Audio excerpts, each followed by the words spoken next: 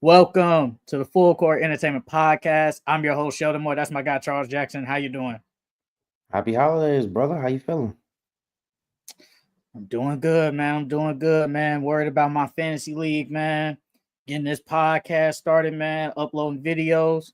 Man, but it is the holiday season, man. I wouldn't say I was slacking on the videos. I did upload all the majority of the videos, but it's kind of like my vacation. I kind of took a little break, but vacation almost over, so we gotta get back in action, man. We back. All right. So, as usual, we're gonna do our week 9 power rankings, and also I want to give a shout out to a guy in the comment section, and he be active. His name is 33 Louis 9. He be in the comments. He loved Orlando Magic, and he said, nah, my Magic better be top 10 by week 9. Still, I'm turning to a demon. Swear to God. And I laughed and I commented and laughed. Brother, I'm going to let you know now. The Magic are definitely in the top 10. Yeah, they also they They're in definitely the in the top top 10. 10. They They're in the definitely in the top top 10, 10. brother. But every time it's something with a Magic comment, he comments all the time. He always comments. So Mhm. I wanted to give him a shout out, and he be active. And I like when people active. So I wanted to give my man's praise. Keep commenting, Louis 33 Louis 9. Keep commenting. Let's get this started, bro. You want to start? Oh yeah, shit. For my week 9, for number 10, I got the Mavs. Number 9, I got the Clippers. 8, I got the Bucks. 7, I got the Lakers. 6, I got the Magic. 5, I got the Grizzlies. 4, I got the Rockets. 3, I got the Knicks. Uh, no. 4, I got the Knicks. 3, I got the Celtics. 2, Thunder, and then 1 Cavs. You got the Lakers in there. Mm, Yeah. okay, the Lakers are making it. Wow. Wow. Oh, man, the Lakers, they could argue be in the top 10, but I don't have them in my top 10. So Oh no, I did let see me him. start. Let me start. At number 10, I got the Denver Nuggets. Mm. At number 9, I got the Indiana Pacers. At number 8, I got the Dallas Mavericks. At number 7, I got the Orlando Magic. Shout out Louis. At number 6, I got the Memphis Grizzlies. At number 5, I got the Houston Rockets. At number 4, I got the Boston Celtics. At number 3, I got the New York Knicks. At number 2, I got the Cleveland Cavaliers. And at number 1, I got the Oklahoma City Thunder. You got the Thunder. Okay. Got Thunder at 1, man. Hey, man, Thunder on what are they? 8-game winning streak. I Yeah. know, I No, know that. I know no, they lost in that. No, no, they they only like lost. 8 games. Well, if That they're not counting yes, the they're not NCAA counting the tournament what's it game called. doesn't Yeah. count. It doesn't count. Yeah. So technically, they are on like an 8-game winning streak. I Technically, think I like to think I had yeah, I had too many in my power rankings. Take the Mavs out at 10.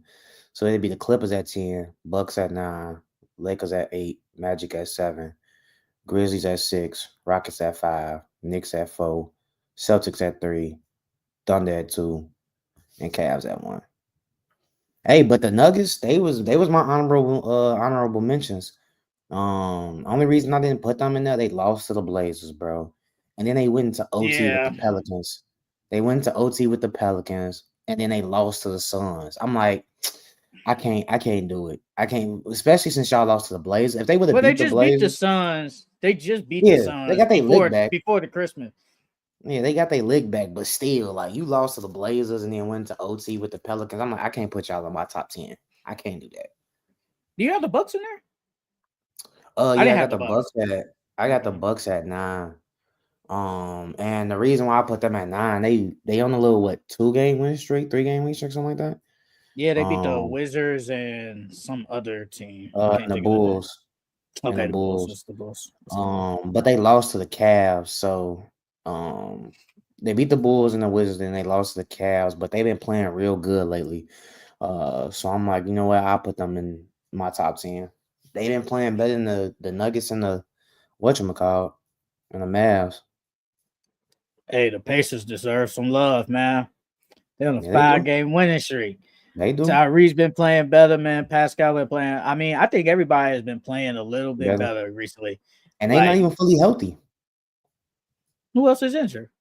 Well, Uh, who plays a Neesmith, significant role? Oh, okay, Neesmith. Yeah, he been hurt for a Neesmith, minute. yeah, yeah, he been He been hurt. hurt for a minute. But He I look, mean, he they just got started too. Andrew. Yeah, but they got Ben Mathurin. Ben Mathurin has been playing really well since he's been the starting lineup to take over that role for Neesmith. And Andrew Nimhar Hmm. has come back. So basically, everybody has been healthy outside of Neesmith. But I mean, they let's see, they beat the Kings, they beat the Warriors, they beat the Suns, Pelicans is and you beat the Pacers. So I mean, you beat the 76ers. That's some So good I'm like, wins. Some good yeah. wins. So I'm like, hey man, I think the Pacers is their 5 game win streak. Yes, they are 15-15, but I think they deserve to be in the power rankings. The Magic had the Magic at Yeah, 7. Who you have them at? I had them at 10. I had them at 7 too. Okay. See Yeah, King Louis, man. hey, I yeah, almost called this man King Louis, bro. I almost called him King Louis. but yeah, the Magic they 2-1 on the week. They beat the Heat with no Jimmy Oh and my the God, Celtics Cole with no Anthony. and the Celtics with no Tatum. Um, and then like I'm impressed by them because honestly, I thought once Franz got injured, I thought their season was gonna go downhill. I'm not gonna lie. Like I knew they were still gonna play hard and gritty because that's the type of team they are.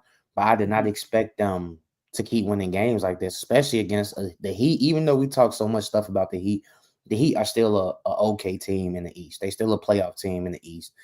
And then you beat the Celtics, no matter if they didn't have Tatum or not. They still got a stacked team, and you beat them too.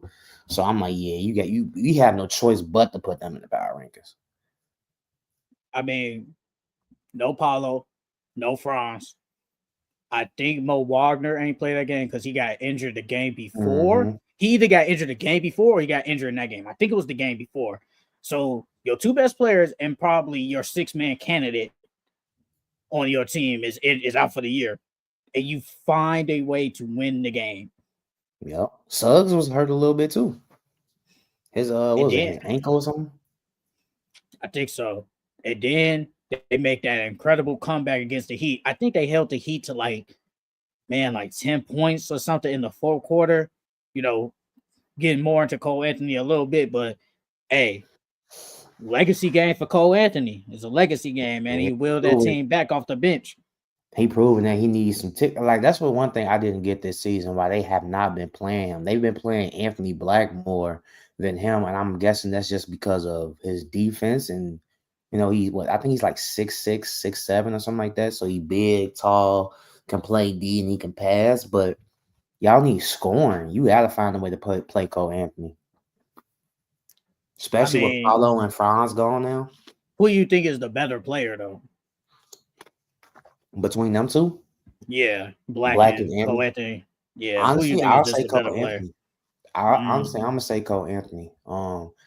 Because Cole Anthony, he's not a lockdown and he's on a smaller side, but he plays with a bunch of effort. He doesn't give up on defense. It's not like he's a liability. He's not a liability on defense at all. And he can still run point. And then he could score. I've always liked Cole Anthony. I've always liked him. Even when he came out of UNC, I liked him. I think it's because like Anthony Black. I think he's bigger than Cole Anthony. I think Yeah, he's a no, he's bigger yeah, for guy. sure. Defense is probably better. I don't think he's the scorer as like Cole Anthony is, and Cole Anthony is like a microwave. So when he hot, he hot. And I think Anthony Black just brings more what the Magic need, like I guess on the defensive end. But like you just said, I agree. They do need that scoring. He brings that scoring punch off the bench. But now he's gonna play way more now because Mo Wagner is hurt Mm-hmm. Mm-hmm. more. So that's gonna happen. Hey man, They who got would have some pieces thought? over there though. They got some pieces, Oh, and the they all Magic. buy. Yeah, the Magic, and they all buying in. Jet Howard. Oh, he's playing. What's I ain't gonna lie. yeah. I have not been paying attention to Jet Howard. Oh, he's playing. Good What's the for dude him. named Tristan Dale Silver? It's I like The him. silver. He was a Yeah, he good player nice. at Colorado. He was a good player at Colorado. I just didn't see why when you have Paulo and Franz why you draft him, but I He can guess shoot. that's just He can best shoot. available. So I get it, I guess, but you already have forward, so I didn't see the point of drafting If we another being forward. honest, if I'm being honest, they can low key start him. I'm not gonna lie, because I think he's he's starting six now eight. though. Yeah, he started now because because Paulo and Franz. I'm talking about when they come back. I wouldn't be opposed to them starting him at like the 2, 3 or whatever they want to Put put him KCP at on the because they bench. all big. Yeah, because one KCP hasn't been doing nothing this season, and then dude, like yeah, he a rookie, but he was in college for what, like 3, 4 years, so he's not your typical rookie. He's like Dalton Connect. Um, and he can shoot, so he can space the floor, and he's not scared to shoot. He made some big shots. What game was that? Oh, I can't remember what game it was, but he made some big shots in one of Celtics. these games. Celtics. He hit a big shot. He hit that shot to Yeah, go about I'm thinking. four against Yeah, Celtics. I'm thinking of the Celtics game. Yeah, he had a big shot against the Celtics. I couldn't remember the game, but yeah, he had a big shot against the Celtics. So he showed that he's not scared of the moment. So me personally, I wouldn't be opposed to him starting him. He playing good, playing better than KCP. Francisco, what's up, my guy? Ain't been My seeing you. boy. Ain't seen you in the chat in a minute, but what's up, my guy, man? How you feeling, brother? How's your Christmas? How's your holidays going? But um, the Celtics, I did not know this day would come that I would take them out the top three. Number four, I man. mean, they still in my top three. They didn't have a bad week. Y'all done lost to the Bulls, Yeah, and then y'all lost to the come on, brother. Magic, and then y'all lost to the Sixers. Didn't I say that? Did I call the Bulls was gonna win? No, I think I called the Celtics. One of them games I did call the Bulls. One of them games. I don't remember which one, but one of them games I did In say the the Bulls was gonna pickums, win. Yeah. One of them games I did say the Bulls was gonna win. I don't remember which one, but I did say they was gonna win one of them. I don't But yeah, remember the that. Celtics, I mean, Somebody go look and see if Charles said that the Bulls will go win, bro. I don't remember but him saying the Bulls. granted, Tatum ain't play one game, and I think Brown ain't play one game, but that shouldn't matter. And then Porzingis got hurt. He So got hurt but last game. He got hurt last game that against none Sixers. of that really matters, bro. Like y'all supposed to find a way to beat the Bulls, bro. And the Magic when none of their best players, like nah, bro. Zach Levine had a really good game that day when they beat the Bulls. He was the best Yeah, player on the court. He was the yeah, best he player had on that court that 36. day. He had And 36. Jason Yeah. Tatum had that triple double Mm-hmm. against the Bulls in Chicago. So and then he had that nasty dunk. So, but like you said, you still can't lose to the You you still still can't can't lose to lose. him, bro. You can't lose to the Bulls. And yes, Jason Tatum did not play. He did not play against the Magic. But like you said, I think Jalen Brown was there. Derek White was there. I think Porzingis was there. I I think think Drew Drew Holiday is was Drew. there. I'll say I Drew know missed Drew ain't last played the game. last game. Yeah, I know he missed the Yes, last game. it don't matter. They didn't have their two best players, and you still lose that game. First of all, you're in a battle. Yeah. Period. Mm-hmm. I had some trips, all good. How's yours, Sheldon and CJ? See you fine, bros. Hey man, life's good, man. Holidays been good, brother. Just living my best life, man. Living my best life. Yeah, I can't complain. I'm pretty upset that my boy Luca got hurt Yeah, last he night, sold my but parlay. Sold my parlay. They say he's other than supposed to that, it miss was an extended time too. yeah, So bro. he might be out. I say 3 weeks at the most. Three to Man. 4 weeks. But I'm gonna go 3 weeks. Can't But mess yeah, with a calf injury. other than that, my holidays they were decent, bro. They were decent. Hey man, the Knicks. I had to put in the top three, man. I think the Knicks in that span have been playing better than the Celtics in that Oh span of yeah, basketball. yeah. I mean, granted though, the wins that they didn't had, like they last 4 wins. The Spurs, that was a good win on Christmas, and then the Raptors, Pelicans, and then the T Wolves are the only other good. I told you Um, Kev was gonna have a big game against them. I and told you that's that. the only one. I ain't gonna lie. If we revisit that conversation, the Knicks won that trade completely. I, Like I, I we were said, both saying but remember we both said it was an even trade, but you said yeah, you but were leaning more so on the Knicks side. yeah, But it's clear cut now. Like there's no, it's even. There was a decent trade for both. No, the Knicks won that completely, bro. Because DiVincenzo and Julius Randle ain't been doing not a damn. Forget Dante DiVincenzo. It's just Randall that hasn't played as good as we thought he was. Mm-hmm.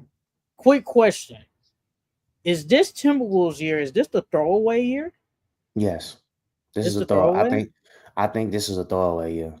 Honestly, I mean, because even if y'all do turn it around, unless because that offense is ugly, bro. It's so ugly. Like the defense is subpar, and then the offense is ugly, so it just makes y'all whole team look bad. Um, unless because like okay, if y'all turn y'all season around and fix the offense, I mean, can they? The West is wide open, so they can challenge anybody in the West for real. But Right I now, just don't see. Yeah, the West is wide this open. team right now. You think No, I'm talking the about if they get it together. If they Oh, get it okay. I got together, you. I got like you. if they I get got it you. I got together you. and stuff like that, they can challenge any team in the West. But even then, I still don't want them see them winning no chip with this team.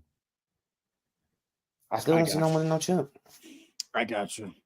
Yeah, and we'll get more in depth on the Timberwolves and all that later. But yeah, man, I got the Cavs at 2, and then I had the Thunder at 1. You had the Cavs at 2, right? I got the Cavs at 1, and I got the Thunder Okay. at 2. Yeah. Okay. Okay. Only reason why I got the Cavs at 1 is because they beat the Bucks and they beat the Sixers, and then versus the Thunder, they beat the Magic, the Heat, and the Wizards. So it was like I felt like the Didn't you say the Cavs had Magic better would win that wins game? against Thunder, the the Thunder. Thunder, because I you can't said the remember. Thunder was coming off a back like a, Back to back, yeah, back to even though back, it yeah, I won a did. back to back. Um, I mean, Hey, they just played that. They just played the in season tournament, but they had like a day or two off. yeah, that's what I'm saying. I Yeah, mean, but they was traveling that like right after that, so they really ain't had no time off for real, for real. That's why I said back to back because they didn't really have no time off to like rest for real. But yeah, I had the Cavs won because I feel like they had the better wins this week than the Thunder did, and they both went 3-0. So yeah, man. I had the Rockets at 5 and the Grizzlies at 6. No, kept it simple. Pick who. I mean, if somebody want to say Grizzlies been better, Rockets, I ain't I'm gonna tripping. yeah, I'll say yeah, I got them at the same spot, 5 and 6. So I ain't tripping on that either. All right, then let's move on. That is it for our week 9 power rankings. Let's go over to our takeaways of the week. I'll start. Zach LaVine versus the Celtics, man. Zach LaVine had 34 points. He was 6 for 11 from the three against the Celtics, man. That man want to get traded. Yeah, I Gotta look. I get that. seen that Gotta game, get bro. that. Gotta get that value up, man. I was just gonna say I seen that game, bro. I said, "Oh, he's trying to raise his trade value." He's like, "I'm trying to get up out of here. Y'all ain't gonna leave me here." But yeah, he had a good game. But it's crazy because the next game after that, he didn't do anything. I think he was like 4 for 11. And so, I mean, yeah, Zach doing what he got to do so he can get up off that team. But he had a good game. Um, yeah, the Bulls they just need to let them all go. Let them all go. Play your rookies. Tank. Let's They go got get trying Dylan to tank. Harper. Let's go get Dylan Harper They not. or one of I them. don't think the Bulls will be that bad to get him. I mean, They right are. now they're what? They're 9 in the East. Yeah, Dylan Harper, as of you, the college expert, 1, 2, or 3. They are not getting to 1, 2, or 3. They're I not going to mean, be bro, that if they bad. sell Levine and Vucevic, You think they're going to be that bad enough that they're going to drop to bottom 3? yes, bro. After Zach You Levine wait, and wait, wait, Vucevic wait, wait. gone, Hold on, after wait. Zach Levine and Vucevic gone, that team consists of a So wait. injury-prone Lonzo Ball, Okay, Kobe White, okay, Bazelis, Patrick Williams, inconsistent ass, and that's all they got. Well, Ayo, they okay. got Ayo. Who else? They ain't really got nobody else. What, Jalen Smith? Come on, dog. You telling me that's a team that's gonna keep you out of the lottery? Yes, because when you New Orleans 5 W's, Utah 7 W's, Portland 9. Washington 4 wins. Washington has And how 4 many wins the W's. Bulls got? 13. Bro, they ain't that far behind. They ain't that That's far a big behind. gap. What are you talking about? They ain't that far That's a behind. 'Cause Washington, Toronto 4. 7. Charlotte 7. We Yes, only that's a big gap, what bro. we 30 game we 30 games in.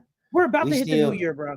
yeah, Yes, that's we a bro, we big like gap. 30 games in. We still got 50 something games, So bro. you telling me? So wait, so you're expecting that these teams are gonna play better enough that they will win more games than the Bulls? Yeah, especially if the Bulls sail. Yes, the other teams have, but probably besides the Wizards, because the Wizards are even the Wizards will have more talent than them if Zach LaVine and And they're Vucevic was still gone. bad, and they still won't. And I guarantee you, the Bulls will still have more W's than them, where they won't be Oh, at I the think the top. Wizards tanking on purpose. They They tanking on purpose. are, duh. They are They tanking. trying to lose games. They definitely trying to lose games. Yes, they are. But to say But nah, that bro, I think the Bulls are terrible, bro. If they sell them, bro, they gonna go on a crazy losing streak. crazy losing streak, what, like 8? No, more. I think it's gonna be more. Like I'll probably say, like what was the record the Pistons had last year? Was it how many games they lose in a row? Was it like Bro, 18 or 23 or some shit like that? you think the Bulls are gonna go on a 20-some game losing streak? I can see it. Yeah, bro. They have, bro. What talent do they have besides those two to win them games? Bazelis is not enough. He's a rookie. He's definitely not enough. They don't. Only real score that they got besides them two will be Kobe White, and Kobe White is inconsistent as hell. All You right, so think for Kobe future White can reference, win us to some wins? I think he could get you a W. I think he could get you some W's. Yes. I don't Yes, think I he do can. believe. I don't think he So let me can. get this straight. The Raptors will eventually have more wins than the Bulls if they trade everybody. What's the rap? The Raptors only have What's 7 wins. and the Bulls got how many? 13. Yes, they have 13 wins. I can see that. Mind I you, can the see the Raptors are on an 8-game losing streak. I can see the Raptors whatchamacallit. First off, Podol has been hurt. Scotty has Okay. been hurt. Okay. RJ's been hurt. So they haven't even Okay. had all their nucleus together. The Bulls, most of them been healthy besides what? Patrick Williams the entire season. And they still only got 13 games. Charlotte's on a 5-game losing streak. They didn't have LaMelo for a decent little minute. Didn't have Brandon Miller for a stretch. Mark Williams, they not even playing Mark. Well, I think did they limit take his No, he's minutes playing. restriction off? He's No, playing. I'm saying that they take his minutes restriction off. I don't think so. If anything, I think he just increased the minutes. So now you got Mark Williams back. They playing more. They look better. I like Mark Williams being back. They look a little bit better with Mark Williams being back than Nick Look, Richards. I like Charles Lee. I think he's a job. But at the end of the day, that team's still not good. They ain't, besides LaMelo and Brandon Miller, besides they starting 5 of Bridges, LaMelo, Brandon Bridges has had Miller, a down year. yeah, and Mark Williams. What do they really have? I mean, they got Trey Mann on the bench. And what Nick Richards is decent, but other than that, they ain't got nothing. They don't have nothing. So you think the Jazz are going to get more wins? How many wins the Jazz got? 7. They have 7 wins. Yes. If they sell, yes. If the Bulls sell, yes. You think the Pelicans have 5 wins? Zion's supposed to be coming back. So who knows? Can the Pelicans turn around their season? The Pelicans can't turn around Too and get deep a 10 down. seed? No, To get a too 10 deep down. seed? Brother, first of all, they got to get past the Kings. They have 13. You only have 5. So that means you need the Kings to keep losing. You need the Spurs to keep losing. You need the Warriors to keep losing. Bruh, they are, according to this, they are 9 games back. So they need all those other teams to lose. No, I think their season is over with, bro. I think it's done. I think it's over. I mean, bro, we got if we got 50 We're in the something. new year now, bro. The Pelicans might be a stretch only because they got 5 wins, but we still got 50 something games. Bro, it's still a long season. Anything can happen. No, unless teams get hurt, I don't see them winning off 10, basically like winning a lot of games, and then you need all these other teams to lose. Especially if all your players just steady getting hurt. Nah, They're 5-25, brother. 5-25. That season's done. But another takeaway of the week, we gotta talk about that Knicks versus that T-Wolves game. Cat had 30 and 20, 5 for 5 from 3. To be honest with you, like I knew Cat was gonna have a good game, but I did not expect a blowout. I thought the Timberwolves was gonna come back. I'm not come back. I thought the Timberwolves was gonna be a close game throughout. I still had the Knicks winning, but I did not expect a 20-point blowout from them. Cat played amazing. And I think he showed that y'all traded the wrong guy. Y'all was supposed to, even though they wasn't gonna trade Rudy because of how much they gave up for him, but he went out there and proved y'all traded the wrong guy. Y'all should trade that soft Frenchman instead of me. Cat was making too much money, bro. He was making too much. It's financial reasons, though. We know. I feel like that's the reason, because I feel like there's no way you go from conference finals appearance, even though y'all lost in 5, to basically giving out like trading away your. Like he played well. He had stretches of playing kind of bad in that series, but he was a good guy for the community. He did all of that, and then y'all let him go. So there was no really reason to trade him unless it was financial reasons, which I do think it is. And they basically chose to basically be in second apron, or we trade Cat and build around Ant. And they chose to build around Ant. But see, my thing is, it's like when y'all have success that early, like the team isn't a bad team. I thought they should have at least kept Cat for one more year and see what they did. Cause y'all, Yeah, I like you said, agree. y'all just went to the Western Conference Finals, bro. Why would you break that team up? And then that was the first year Cat has been really healthy with y'all for real, for real. You know, all of them together, Cat, Rudy, and Ant. So it's like, why not give it another year to see what they can do? Cat had, like you said, he had stretches of bad series or whatever like that, but now he's seen that he's been through that, and so now the next year he probably would have played better. I would have stuck it out one more year before trading him, because now you're low key finna waste unless they retool quickly. Y'all gonna waste a good 3-4 years of Ant's career by doing nothing.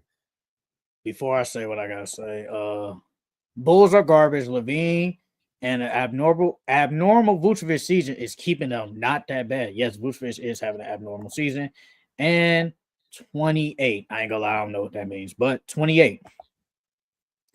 Um, but I feel like it just depends on like the owner. Like, okay, well, take that back. You look at the Timberwolves, right? Mhm. And I think they looked at this team and said, can this team win? Like, can they realistically win? And I feel like that's what this second apron has done to teams. And I've been saying that basically since the second apron has come about. If your team is not good enough to win, we're not going to pay all this extra money just to not win. Like, we're going to go over this. We're going to go second apron because we know this team can win. The Timberwolves, I think they saw that this team is good, but not championship level good. And they pulled the trigger and said, let's rebuild around Cat, because if you keep Cat on there, right, there's no way you keep Nas Reed. There's no Yeah, way. There's no yeah. way you keep Nas Reed. Nikhil Alexander Walker, who has been really good since he's been on the Timberwolves. He's been really good for them. There's no way you keep him. So now you basically got Cat, Rudy, and Anthony Edwards taking up majority of the salary cap. And then who else can you really sign that can be good for you guys? Nobody really. So let's trade Cat, and Randall is probably how it's looking. Randall's probably not coming back. Oh no, he gone. He's gone. So, He's okay. gone, bro. So Randall's I mean, I gone. don't know if you really want to get into all that right now. Wait, but Nah, he gone. nah. But resign Nas Reed, resign the kill, boom, boom, boom, boom. So that's what I'm thinking. But yeah, we'll get way more in depth on the Timberwolves later. Um, I got Victor Wembanyama against the Blazers. The man had 10 blocks. Hey man, look, Yeah. Victor Wembanyama has been on a tear. I'm not counting this Christmas game yet, but that man, blocks wise, he been on a different level. He's I know. I can amazing when it comes to the blocks. I think I The did it. only Hold on. thing is, yes, and I get it why people be like, man, you too big, man, get down the paint. And yes, he does shoot a lot of threes. I give you that. He shoots a lot. But that's just how he's going to shoot a lot of threes. And if he can hit them, let the man shoot. Bro, he can if he wants to go down the paint, he'll go down the paint. If he want to post you up and get the mid-range, which I think he'll get better at eventually, he's gonna do that. But for now, he gonna shoot threes. And he be hitting them though. Like I think his percentage from three this year is actually pretty good. Let me look real quick. Like it's pretty good. Oh, I can't find. I can't find it, but I did the calculations and stuff. Where like in December, Vic is averaging like 29, basically 30, 11, and like 4 blocks, bro. In December, I'm like, Well, dang. And he then shoots you can't. 35% from three, but he's attempted nine threes though. That's a lot. And then we can't forget about that. Yeah, he averaged 25, 11, 5, and 4 on in December. But we can't Oh, forget in about December. that. And that Hawks game, he had Yeah. 42. Like, don't get me wrong, like you said, I don't okay. Like you said, if you can hit the three, that's perfectly fine. Like Joel Embiid. Joel Embiid can hit the three, but we want him on the block. But like with Victor, I'm not mad at him taking all them threes. It's just how many he's taking. Like, I wouldn't be mad if Victor took like 4 or 5, maybe even 7 threes a game. But other than that, bro, get your butt down to the block. At least what? At least 2 threes each quarter. That's fine with me. That's perfectly Mhm. fine with me. 2 threes a quarter, that's fine. But other than that, bro, get on the block. Like that Christmas game, it was a play. They was taking it out not under their basket, but like right next to their basket. Chris Paul was taking it out, and Victor was right at the rim. All he did was throw him the ball, and Victor just laid it in. Like it's that easy, bro. It's that easy for him because he's so tall. And I just need him down on the block more. I know he's not like physically strong to like bang with all those bruisers in the NBA, but bro, you gotta get down on the block, bro. You so tall. All you can do is finger roll it and you can lay the ball in, bro. Like I just need him to get down on the block more. I'm not mad at the threes. That's perfectly fine with me, especially since he can hit them. I agree he needs to work on his mid range more because it was a couple of times in that Knicks game he shot a mid range and he didn't hit on it. So I think he needs to work on his mid range more, like you said. Um, but hey, if he playing like this, bro, what can you say to him? What can you say? Especially if he hitting. Hey, hey, I know I've said it like a couple of years ago. I said that the NBA they want an American guy to be the face of the league. They don't want like these European types. I think Wemby is the only exception of they will make him the face of the league. I think he's Yeah. literally the only guy because somebody said, shout out, his name is Real Talk. He said that we talking about who gonna be the face of the league. We got a 7'5" dude right here.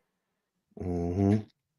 I mean, it's not gonna be too long until Wemby wins like an MVP. Like I can see him winning an MVP in like year 4. I was gonna say next year because look what he's doing now. Like we can obviously tell the improvement from last year to this year, but it's like this year his jump was because this is his sophomore year. He hasn't really Yeah. had no sophomore slump. He hasn't had a sophomore slump, and then he's playing like dropping the 40s and the 30s like he's doing. Like, bro, I can see him doing that consistent. I can see him averaging over 30 consistently, bro. Because he's just so tall and he can get easy buckets. So it's like I can see him winning MVP next year, especially because of the defense and the blocks, the 10. Bro, he can get 10 blocks every game if he wanted. Like people are so scared to go down there, bro. It's ridiculous. They don't even want to shoot. If they get to the free throw line or like right below the free throw line, and Victor's right there, they're not shooting at all, which is crazy. Only person I seen like shoot over Vic was like Jalen Brunson. But other than that, bro, ain't nobody challenging that man for real. Is he the He's best gonna be two-way really player in good. the NBA? You can Low argue. key, low key, yeah, low key, He might yeah. be. Because He he might and be then the best two-way player in the NBA, he low still key. get. It's not like he don't get steals either. He gets steals. He's gonna have the most Um, 5x5 games ever. yes, yes. I And he's love gonna be the Wemby next though. person to get. He's gonna get the next person to get a quadruple double. He's gonna be the Yeah. next guy. It's gonna Wemby, happen. Don't know when, but it's gonna happen. I just need Wemby to get a look. I need him to get on that Giannis meal plan though, because bro, it's too What if many he's that? times. It's What if too he's many that times type in the that can't games. get there though? I mean, if he can't, then he can't. You gotta work with what you got. But I at least want them to attempt to try because, bro, it's so many times a game that Wemby falls on the floor. Like I think Josh Hart pushed him, and this man fell to the floor. He could have been flopping, but I don't think he was flopping. Like he's just so. It's not like he's uncoordinated, but like he's like Joel Embiid. Anytime they always falling. Now, He's Victor's always now that game falling. against the Or something. Sixers, he was definitely flopping. Who He was, Victor? Yeah. yes, he was flopping. He was Yeah. definitely flopping. Yeah. I think that's because he didn't want to deal with Joel. So it's like a I mean, the year before, Joel gave him 70. yeah. So He said he didn't want that gear. But speaking of that, that game was crazy too. They ejected Andre Drummond, they then brought him brought back him though. back. And then Yeah. right, and then brought him back, and then ejected Joel Embiid. This Well, goes that's back because to he my was going at it because he was going at the ref. That was the only I reason. mean, yeah, but this goes back to my point, bro. The refs control the game too much, bro. Because even though the Sixers still won that game, bro, if Joel Embiid was there, I don't think that game would have been that close. And if it would have been that, I don't think they would have got blown out if Joel would have played. But it wouldn't have been. I think they lost by what, like less than 5 or like 6 or something I like think it that. was like five. Yeah, Five. I it think would. it was like They five. at least would have lost by like 10 or 11. They at least would have lost by double digits, bro. And I think the ref she got in her feelings a little bit too much. Like Mm-hmm. Joel Embiid was mad because they wasn't calling fouls, and I don't blame him because the man got bad knees. He got a long injury list, so it's like anytime you feel like players are flopping, trying to take you out or could hurt you, yeah, I'm gonna go holler at the ref too. I'm gonna go scream at the ref too. I think she just reacted. She reacted too much and kicked him out. You don't kick a star out of a game like that, bro. That was Because early too. yeah, everybody wants to see Wemby versus Joel Embiid, bro. You don't kick him out. You can't kick him out, bro. That's why I was on NBA TV, man. Nationally televised game.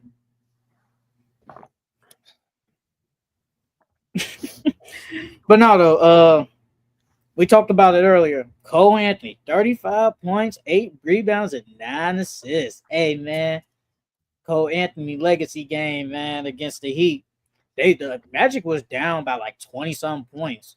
And they came Yes, back bro. and won that game. Bro. Like, I was shocked. I'm not gonna lie, I was very shocked. Yeah, bro. They were down they at one point they were down 30, bro. And like from the first to like the mid third is when they started by the time it got to like the mid third, that's when they started to make their little comeback. Um but they all started off cold. But like I said, like with the Magic, Jamal Mosley, he got them boys playing hard. Even though they started off cold, they played hard, and Cole Anthony was playing hard, and everybody just followed. They followed his lead. Um, he came in early, hit a couple free throws, then he hit a couple of threes, and then the Heat were just taking bad shots, bro, after bad shots, and the Magic executed. The Magic executed. I was surprised though. I They was outscored surprised. them 37-8 in the fourth quarter. Yeah. I mean, like 37-8. they were taking a bunch of bad shots. Like, bro, Tyler Hero, he took like a couple of bad threes. I'm like, bro, what are you doing? Y'all up at one point they was up like 10 or something like that, or towards the end of the game, they were up like I think like 4 or 5 or something. I'm like, bro, why are you taking a three right now? Go get a layup, go get a foul. Y'all giving them you shooting long threes like that. That means it's gonna be long rebounds. And if it's long rebounds, that means it's easier for a fast break and a quicker fast break because they have long rebounds now. So I mean, the Heat gave that game away. They gave that game away because wasn't no way they were supposed to come back, and the Magic were down 30 at one point. Well, the Heat are mid. So, Mhm. and we're gonna get way more in depth with the Heat later, but the Heat are very mid. But I'm just glad Cole Anthony finally had like his game this year because he's been basically stuck in the doghouse on the bench, like you said earlier. Don't they should play him more? Don't know why he's not playing more. You would think because he had a really good year last year. I think coming off the Hmm. bench, and I think he should be playing more, but he just hasn't played enough. So That's what shocked me. He had a great, well, I ain't gonna say great, but he had a good year last year, and now he goes to not getting no tick at all. Like, I mean, it must have been something in training camp or something to why they not playing him. But yeah, they need to start playing that boy. Shit, we gotta talk about Steph versus the Grizzlies. 2 points, 0 for 7 from the field, 0 from 6 from the three. Even though he had a bounce back game against the T Wolves, I don't think nobody on earth expected Steph Curry to score 2 points against the Grizzlies. I think that's his To go zero for lowest. seven. I think that's his first game. He's hasn't hit a field goal like his whole career. That's his first game ever. And that's why. And when I watched that game, bro, it was like the Grizzlies wasn't doing anything special.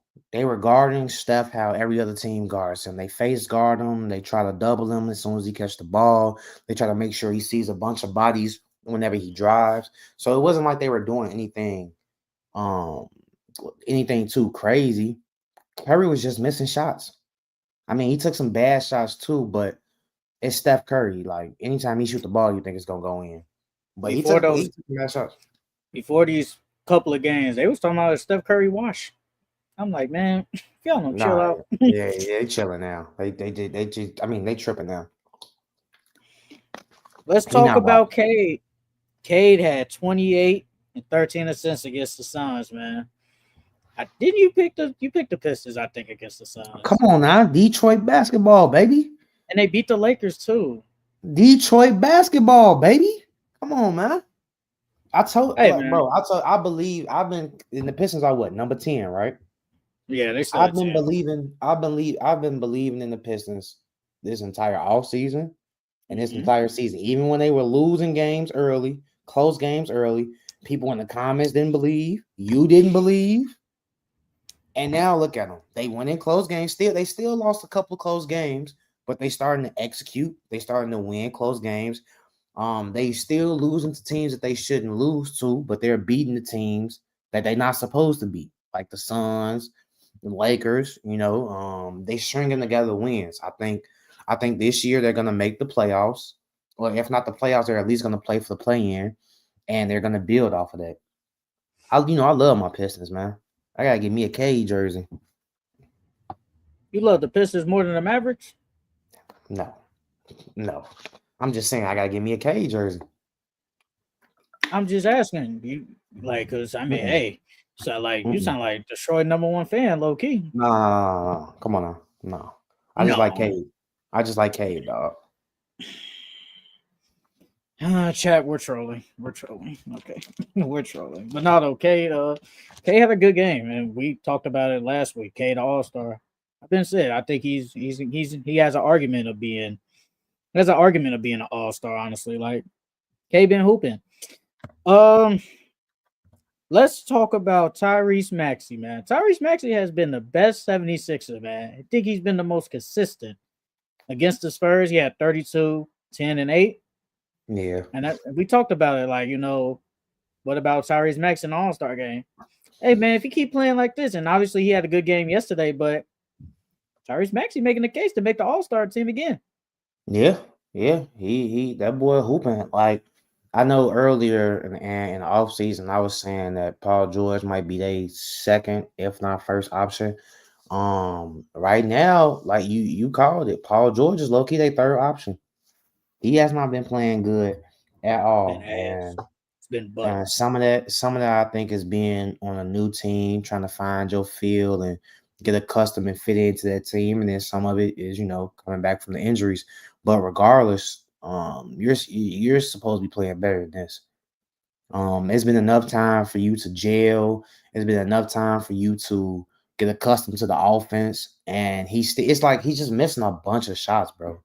That's all. So I don't know what it is. I don't know if it's just a bad year. He isn't comfortable. Like I don't know what it is, Now but they're he's saying Paul George is washed.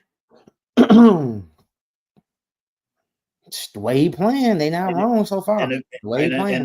looking at the Clippers, they like, we told y'all. Mm-hmm. But yeah, Maxey's like you said, Maxey has definitely been the most consistent. He definitely deserves at least consideration for All Star. And the Sixers are starting to turn around. We both said that we thought the Sixers was going to turn around once everybody got healthy. And even though Joel hasn't been playing, yeah, even though Joel hasn't played in every single game, even the games they missed, Every game they he's played, he's been good. Every game he has played, he's been decent. besides that game, he only had like what 2 rebounds or like 1 rebound, something I like think he that. played good, but he still played good overall Yeah, scoring wise that game though. Like yeah. he's still playing good. Like he's one of those players. Like it don't matter. It's like if I'm back, I'm a play. Like I'm gonna play good regardless. Like that's why he's a. I know he ain't been that this year, but that's why he's a top 10 player in the NBA because he's just one of those players that. And when I'm back in the lineup, y'all can't stop me. I can only Mm-hmm. stop myself. Yeah. But Tyrese Maxey, he's been amazing. He's been amazing for them. Francisco, Magic legit, all healthy. This is a conference finals caliber team. Yes, I definitely Yeah, agree. I agree. I agree. Cade an all-star. Yes, I said Cade definitely can make a statement of being an all-star this year. He has a chance. And I don't know if I missed it, but Wemby. Yes, we did talk about Wemby earlier, but we basically are going to get into like those Christmas games. Do you have any more takeaways? Yeah. My boy Bobby Portis. My boy Bobby Portis had 34, 10, and 8 against the Wizards, even though it is the Man, that's Wizards. the But Wizards. it Yeah. was no Dame, bro. It was no Dame and no Giannis. Without Dame and Giannis, look at that roster. That roster is boo boo. I mean, I think Chris Middleton played that game too, Yes, but Chris Middleton did play. he did or he didn't. He played. Yeah, so it's like, I mean, but Bobby Portis 34, 10, and 8. I had to give our boy Bobby some love. I had to show Man, Bobby the some love. Wizards so bad. They are so bad, bro. Like that is a bad team. Yeah. They are And then bad. I got two more. I got Braun versus the Pistons. Even though they lost, he had I had 28, Bron 11, versus the 11. Pistons. Yeah, he had 28, 11, 11. All that LeBron is wash talk.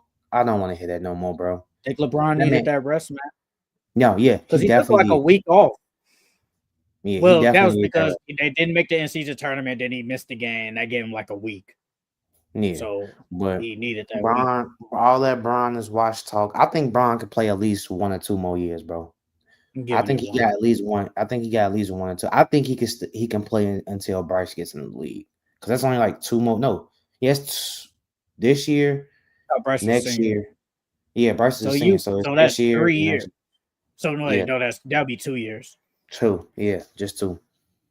Yeah, I'm So giving it I one. mean, I think Braun could play 2 more years. Nah, it'll be 3 because that whole next year he gonna be in college. Yeah, so No, but I know. So the year it'll be after 3. college, that would be two. No, it'll be 3 because year one it'll be. Nah, you right, you Next, right, you right, you right, yeah, you right, you right, you right, you right, you right. 2. yeah, But it'll be 2 years. yeah, I think Braun can stay 2 more years, man. I think Braun got 2 more years in him. I'm giving Braun one more, man. I'm giving him And one. then the last one I got, the Clippers versus the Grizzlies. Norman Powell had 29, Zubac had 20 and 20, and Dog. James Harden had 21, 8, and 9. I'm like, ooh. Hey man, the Clippers, bro. The Clippers are a dark horse team, bro, especially if Kawhi comes back. Because if Norman Powell keeps playing like this and Zubac keeps playing like this, bro, they gonna be hard to beat. Especially if Kawhi comes back and gives you half of the Kawhi we know that he can be. Can they be OKC in the first round?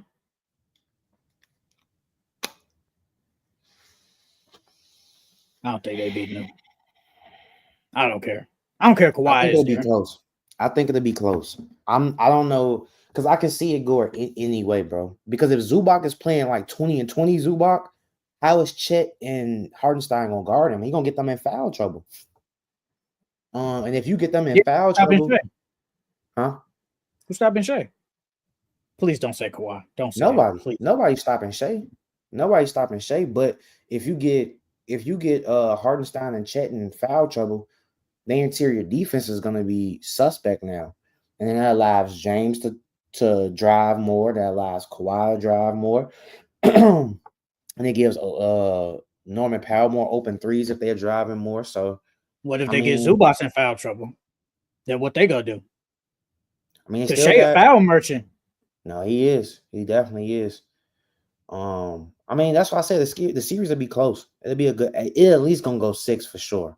I'm not gonna say 7 because I haven't seen it, but for Can they sure, beat it'll the go 6. Rockets? Yes, they can beat the Rockets. The Rockets are too young. They're not ready yet. You remember though? Remember this? James Harden. He doesn't play good in the playoffs. Sometimes you got to remember that, brother. Yeah, that's true. But he got Kawhi, so He had Kawhi last year and Paul George, and he still didn't play that good in the last 2 games. So, I mean, you basically gotta depend on Kawhi. Is he healthy? Norman Powell, an expanded good. Now James Harden. Now you need him to play consistent good basketball. if we being honest, Norman Powell was playing better than Paul George was playing last year. This Yeah, Norman Powell better than playing. yeah. This year's Norman Powell was better than Paul What? George last year in the playoffs. Oh, the playoffs. Okay. Yes. Okay. Yeah, that's what I'm Wait, saying. So regular season Norman Powell is playing better than playoff Paul George last year. yeah, yeah, Oh, okay. Yeah, I agree yeah. with that. And Okay. if I think you Norman talk about he was Powell just playing better than last year. Period. I'm like, no. if Norman Powell can keep this up in the playoffs, bro, like it's gonna be hard to beat them. Because if Paul George would have at least showed up, I think they could have went farther than what they have. And now you got Norman Powell, like you say, is in this extended role, who's comfortable and who's been consistent. If he can keep that up in the playoffs, bro, it'll be hard to beat them. And you got Rockets. Ty Lue. Ty Lue's a great coach. I agree. So I mean, they But got all the sometimes pieces, teams are bro. just better. Sometimes Bro, we teams are didn't, just better. we did not think the Clippers were going to be like this to start the season at all. Especially once we found out Kawhi was hurt, we didn't think they were going to be in the playoff I mean, contention. I didn't think they would be like this, but I said if you look at the roster, I said the team don't look that bad. Yeah, they got a lot of, bro. They got a lot of pieces over there, bro. Because the team don't look that bad. unlike going back to the OKC thing, unless OKC play all they starters 40 minutes, bro. Once they put that bench in, bro, I think the Clippers bench is better than theirs. I mean, all Who they else got they on the got? bench, they got Kevin Porter. Aaron Wiggins. Kevin Porter has not been good this year, though. He hasn't. Just hasn't. He Yeah, hasn't but been what you thought. We thought he would at least give you like at least 10 points, or like he hasn't been that this year. He hasn't. Let me see. We forgetting that Kevin Porter was a He starter was a once good in the league. player. He was a good player at Houston, but he hasn't been like that.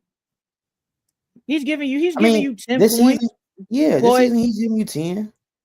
So Kevin Porter, Amir Coffey, if you want to, Chris Dunn has been defensive wise has been really good for them. Offensive wise, I ain't asking for all that. Bones Highland, he doesn't play him as enough. Terrence Mann hasn't been good this year. He hasn't been good this year. He been hurt too. Even when he wasn't hurt, he hasn't been good. But when you look at Thunder bench, Isaiah Joe, Alex Caruso, Aaron Wiggins, whoever they put, if Isaiah Hardenstein is coming off the bench, don't know, but Isaiah Hardenstein, that bench is better than the Clippers, and they've been better.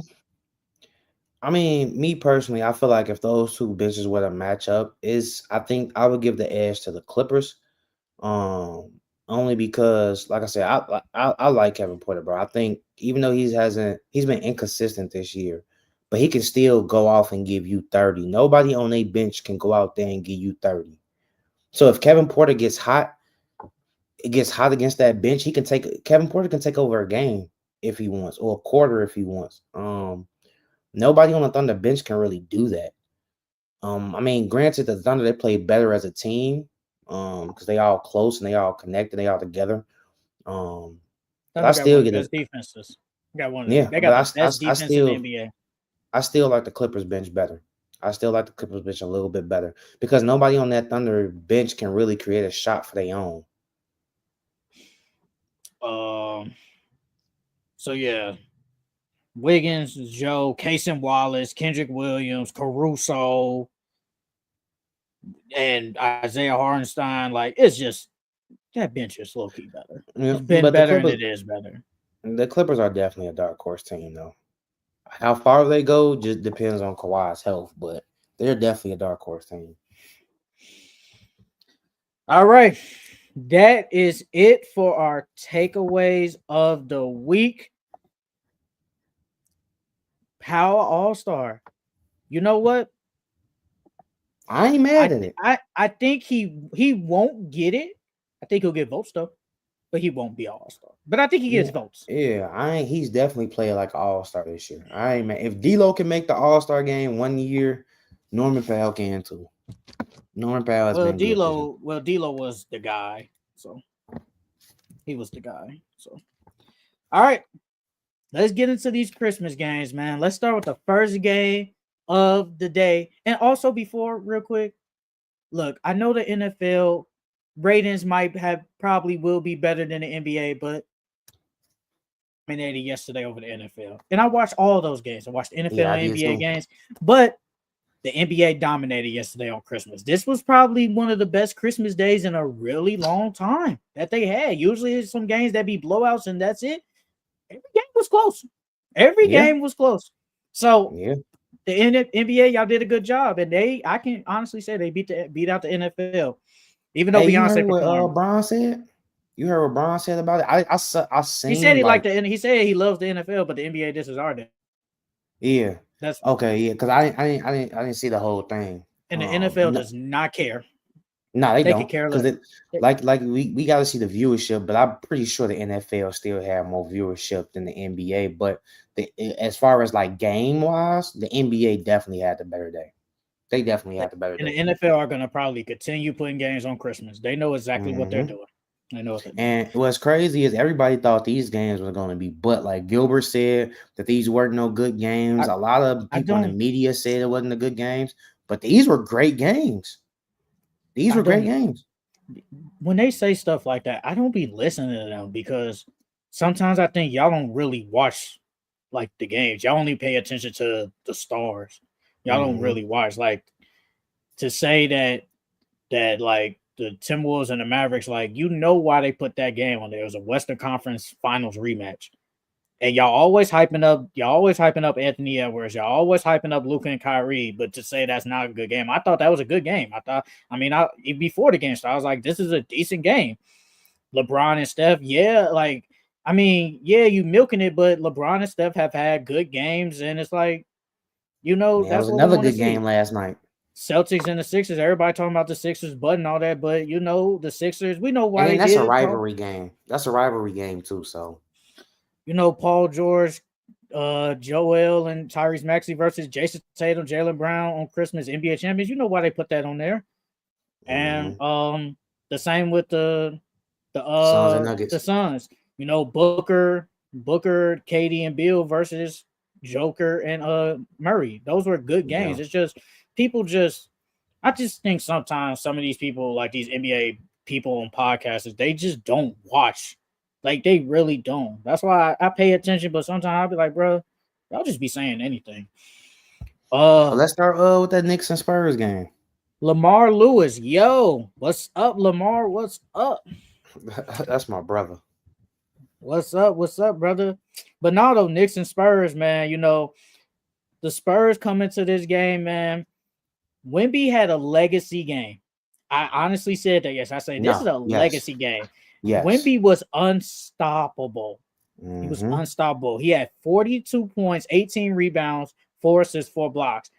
But we saw another guy with 40 points too. Mikal Bridges gave you That's your boy. 41 points That's your boy. with 6 from 9 from three. He was on his KD status.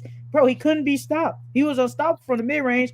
And every time he shot the ball, it's like, bro, it's gonna go in. Bro, them two had a This duel. And is they said, wait, real quick. They said this is the first duo since like 1960 something for two people yeah. on Christmas that had 40 some points. This is the Mikal Bridges that the Nets were looking for. This is the You Mikal mean the Bridges Knicks? that no, the Nets. When he was on the Nets, they wanted him to Oh, do this damn near every game. But they okay. didn't get that from him. He like with the Nets, he wasn't really like they traded for him to be offensive minded, but he really wasn't doing nothing with them. And now the Knicks, they were hoping this is the Mikal Bridges that they can get. Like he's looked really good since I know, he had that little shooting scare thing earlier about changing his shot. But since then, Mikal Bridges has been playing really good.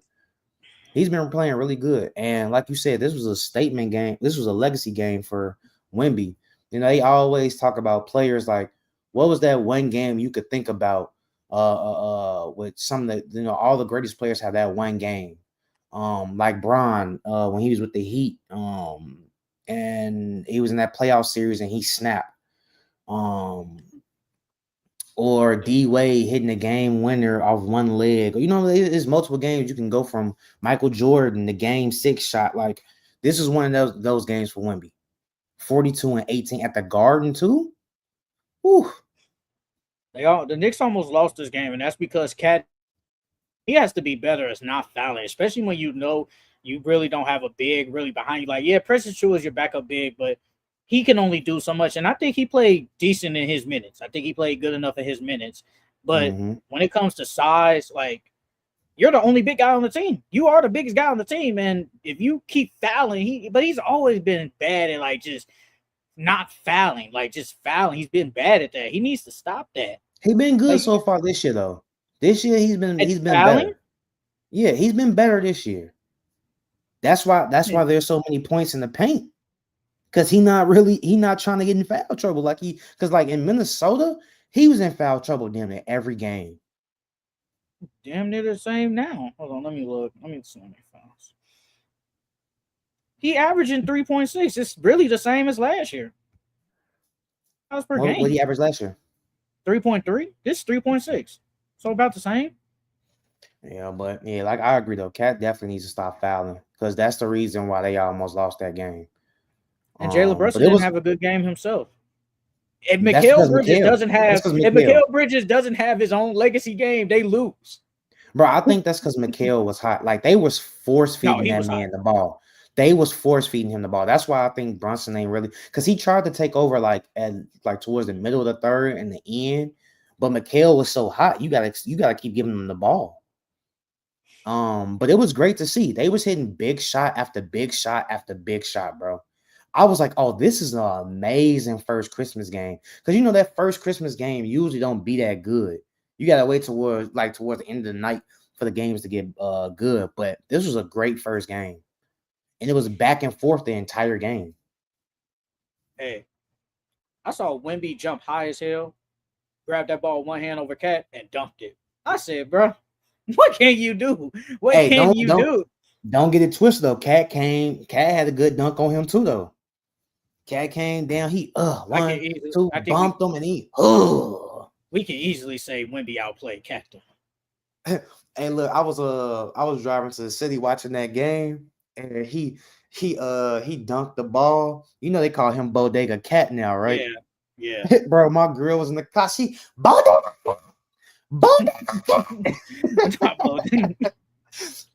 Bro, he had me crying. He dunked on women. I say, boy, you are ugly, boy. Jordan Sparks love you for your insides, not your outsides. Not Jordan Sparks. Jordan. I was about to say Jordan Sparks. I'm about to say not Jordan Sparks. But low key though, after this game, I said the Spurs gonna make the play-in. I think they make the play-in now. Hey, I know they lost, but I think they make the play-in. It kind of showed me something. Look, man, everybody thought I was crazy for saying that the Warriors won't make the playoffs and the Spurs will. If you look at those standings right now, it's literally the Spurs are going up and the Warriors are going down. That hot take ain't looking so crazy now.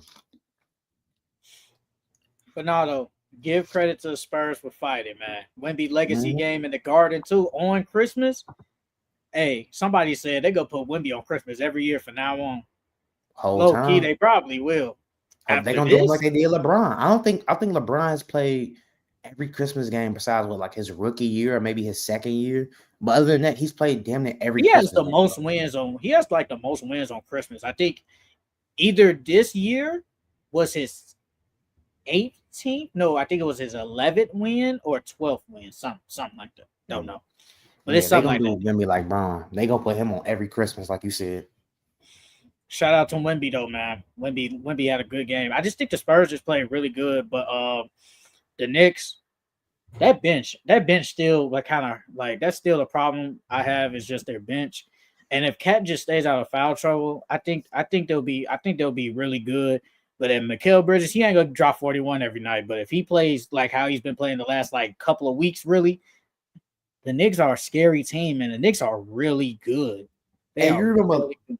you remember last week we were saying like why has Mikal defense hasn't been that good? I Yeah, think this is why because they want more from him offensively. So it's like, all right, bro, like so you can rest on defense a little bit. We still got Josh Hart to help you. We still got OG to help you, but we need you as our third scorer. And yeah. he's been living up. He's been living up to it. That final Wemby three hurts. Vassell needs to step up. Spurs are a second option and a season away from being contenders. Mm. Is that a hot take though? See, it's Second a option away? season. They're a Uh, season away and a second option away from being contenders in the West. Low key, nah, I agree with the second option. But next season as a contender, no. They definitely do need a second option because Victor is definitely your one. Vassell, he can be your two, but I like him better as my three. But other than that, they don't really have no scores besides those two, so you have to put Vassell as your second option. But I agree, Vassell definitely has to step up. Granted, he is coming off injury. He started the season hurt, but he's been picking it up of late. But no, I agree. They definitely do need another. They need a second option, but I think they're more than just one season away.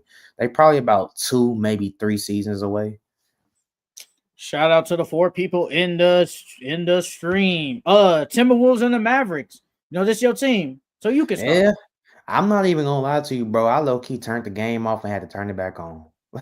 Cause like at first they were getting blown. Once Luca got hurt, I said, "Oh, it's a wrap."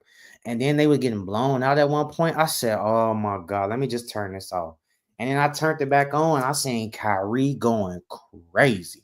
I said, "But that's why I got the jersey. That's why I got the jersey on right now. I had to rep my boy.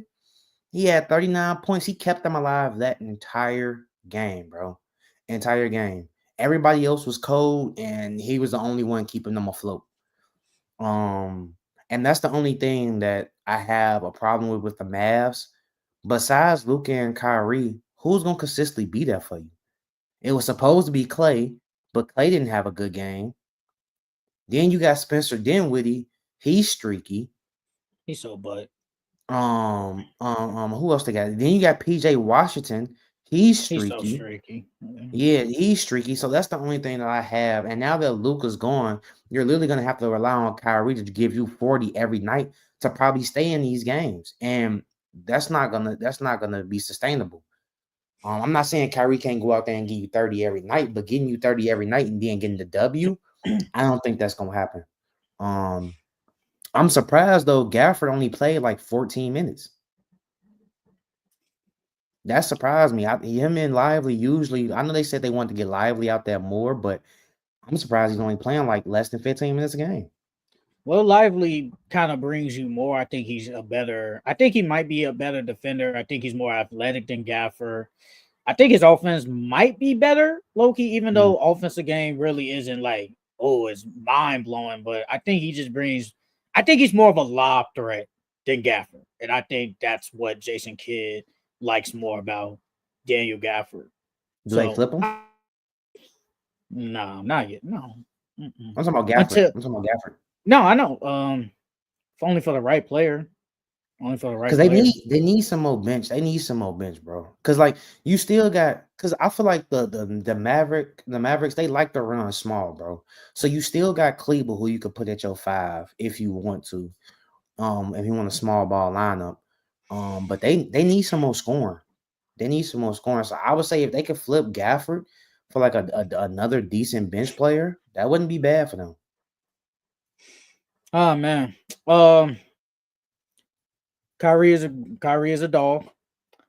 they was basically almost getting 30 piece, but Kyrie said no, not today. And I Mm-hmm. felt, and I said it, I literally said it today when I was writing my notes down. I said, if the game was probably just close enough, I think the Mavericks could have won that game, even with Luca out. But I think they Yeah, was just down so much. It was just not enough it's too time. hard. Not Yeah, it's too hard to come back from something like that. And I think they got it down to probably four. I think so. It's just like, yeah, you get to four, then Anthony Edwards comes down and lays it up, then you're up by six. No, I think they got it down to two at one point. Then Anthony Edwards comes down 4 points. So it's a two possession game at that point. So it's like it's just so hard to come back from that. But I mean, they did come back and you gotta give Kyrie credit. But like on the Timberwolves side, Anthony Edwards, he had an okay game. I think Julius Randle had a good game yesterday. I'm not Yeah, gonna lie. Julius Randle had a good game I think he really had a good game. because he I had just 23, 10, and 8, right? Yeah, he had a good game. He was 6 for 13 from the field. I think he had a good game. Jaden McDaniels, man, I'm just tired of speaking of that offense. I feel like his offensive game could just get better. Was the Timberwolves defense good? Was the Mavericks just cold? I think the Mavericks was just cold, bro.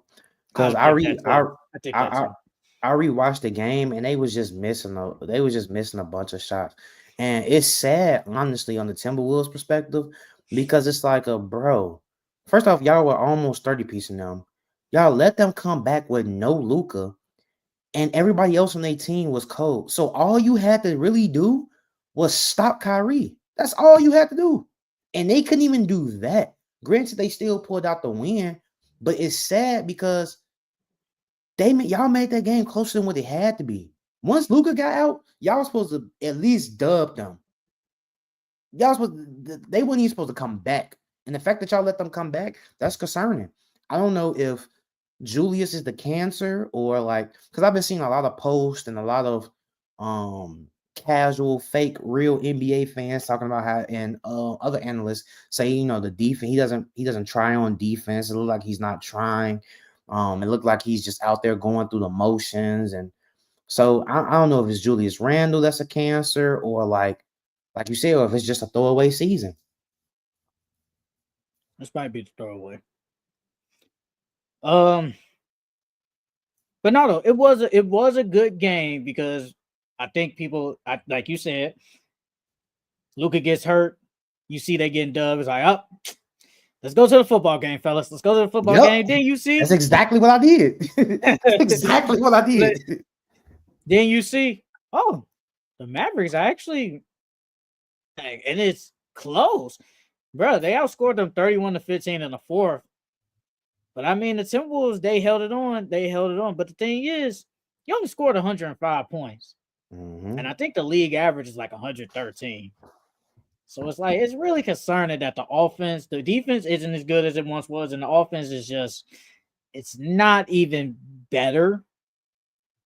And the Mavericks only scored 99 points. Now, if Luka's there, I'll probably lose the game. And my bet probably hits. But they're, the Mavericks is still a good team. They lost this game, but it brings confidence. And I think I saw that they're so it's like 6-3 without Luka this year. So they play some games without Luka. So I think they'll be all right, especially since there's reports that he's supposed to miss a lot of time. So they're used to him not being there. And I think they'll still be a good team. Like Kyrie is healthy. And as long he's not going to play like 39 points every night, but Kyrie going to at least he's going to give you probably 25 to 27 points. If he plays like this, they'll be okay. They'll be okay. It's just the Timberwolves, man. Y'all came in here with a 3-game losing streak. Y'all basically almost threw away this game. Yep. That's concerning. That's concerning.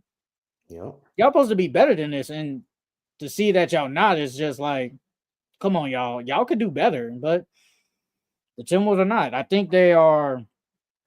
What are they in the standings? They're ninth. Yeah. Barely making play-in. Barely. Yep. Barely. So let's start. Let's go to the 76ers versus the Celtics, man.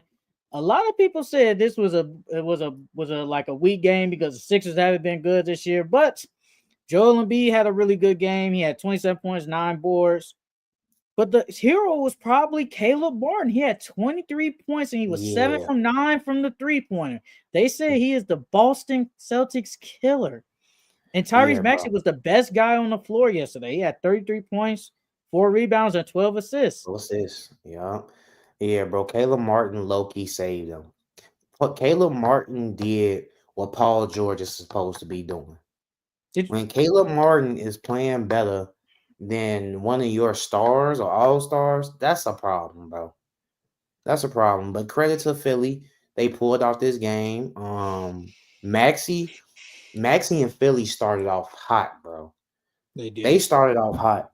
And I mean, it took us a minute for the Celtics to, calm down and get And Jason acclimated Tatum into the got game. hot. Yep. And then I was just gonna say, then Jason Tatum got hot.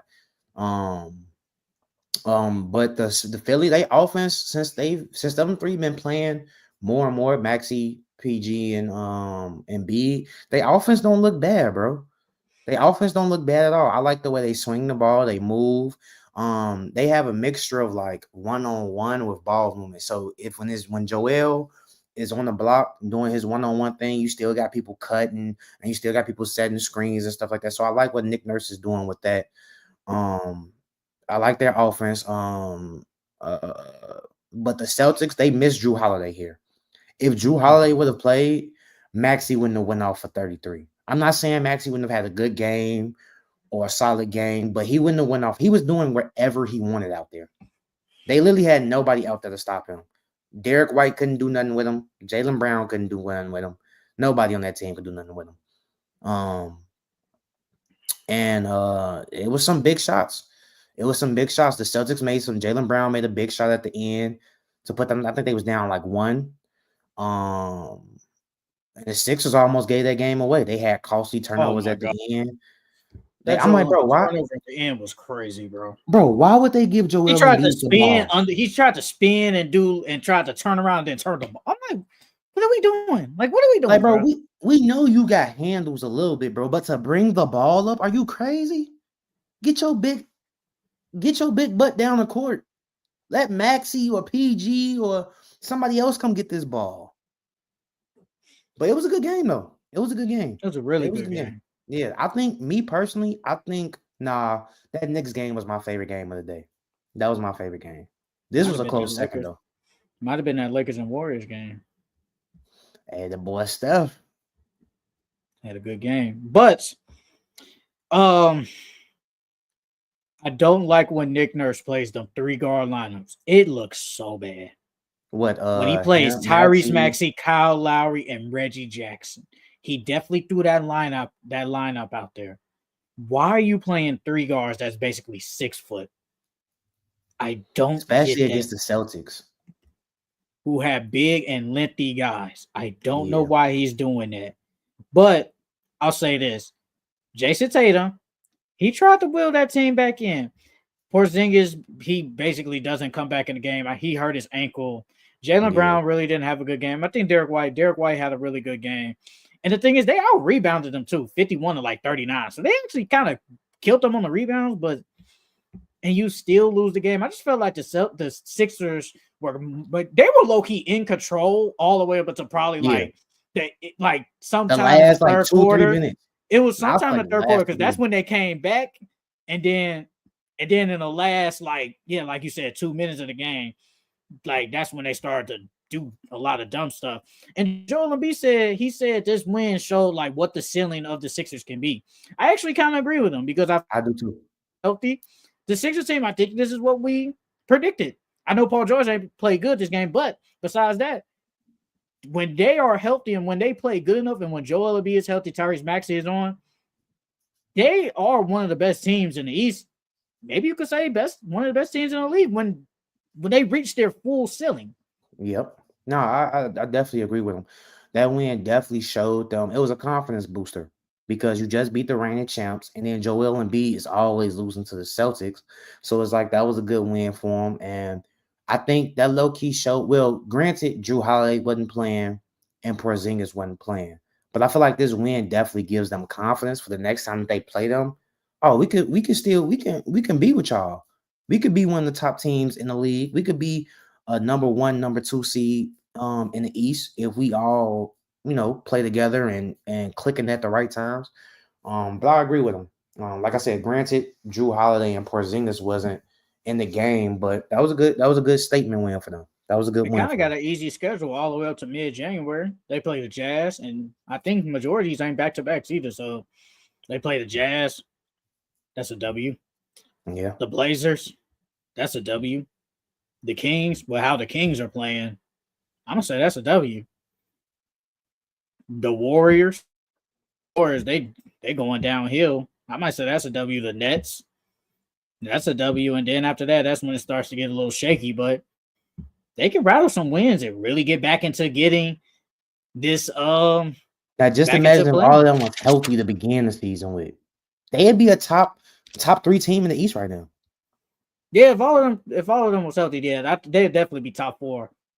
They're gonna make the play-in. They're gonna either they're probably gonna take the Bulls spot, and because I'm like looking at the standings and all that.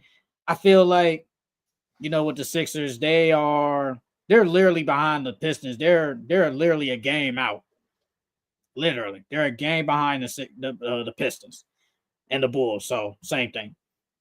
And I think the Pistons are still going to be better than the Bulls because, like you said, the Bulls going to trade their players. So I think the Sixers are going to make the play in. It just depends on what spot in the play in. But I think they'll make the play in. I think they'll leapfrog the Bulls. But this is a really good game on Christmas. This was a good game. Let's go to the Lakers and the Warriors, man. This was arguably the best game of the day, man. Austin Reeves. No, Game forget winner. that. Steph Curry hit the game time shot. Then Austin Reeves hits the game winning layup. I Bro, I watched that seen that game. shit. I watched that Bro, game, and I'm like, go ahead, my bad. yeah. I was like, I watched that game. I'm like, wow, this was a really good win for the Lakers, man. There was a bad loss for the Warriors because they've been going downhill, and I think they need this win because there was. Did you see that report? They said they had a players only meeting before the game Or yep. to talk about their inconsistencies, and then you Yep. lose this game. So it's like that was a bad loss. And I think Steph Curry played well. He played well enough for them to win that game. And LeBron played well enough too for them to win that game too. I just think, especially with AD, he basically missed the whole game. He got hurt and never came back. So this was a good game for the Lakers to win a game without Anthony Davis. No, yeah, that was a great win. Because once AD went down, I'm not gonna lie to you. I thought the Warriors were gonna win this game. I was scared. I was scared for the Lakers. But bro, when Austin Reeves hit that game winner, I'm like, Andrew Wiggins, are you serious, bro? He just blew past the man. He did. Like, don't get me wrong. Like, I'm not saying white players are not good or nothing like that. But bro, he's not as athletic as you. Ain't no way you let Austin Reeves just blow past you like that, bro. Andrew Wiggins got one of the highest verts in combine history. He's athletic, he's fast, he's tall, he's springy. Bro, how did you let Austin Reeves just blow past you like that? And Austin Reeves, he had a decent game. I think he was like 8 for 20 or something like that. So he had an okay game. But bro, it's the last possession, bro. Why? You supposed to make like you're not supposed to give up no easy layup like that, bro. At all. Austin Reeves had that triple double too. Triple Yeah, double, he had man. a he had a triple dub, 26, 10, and 10.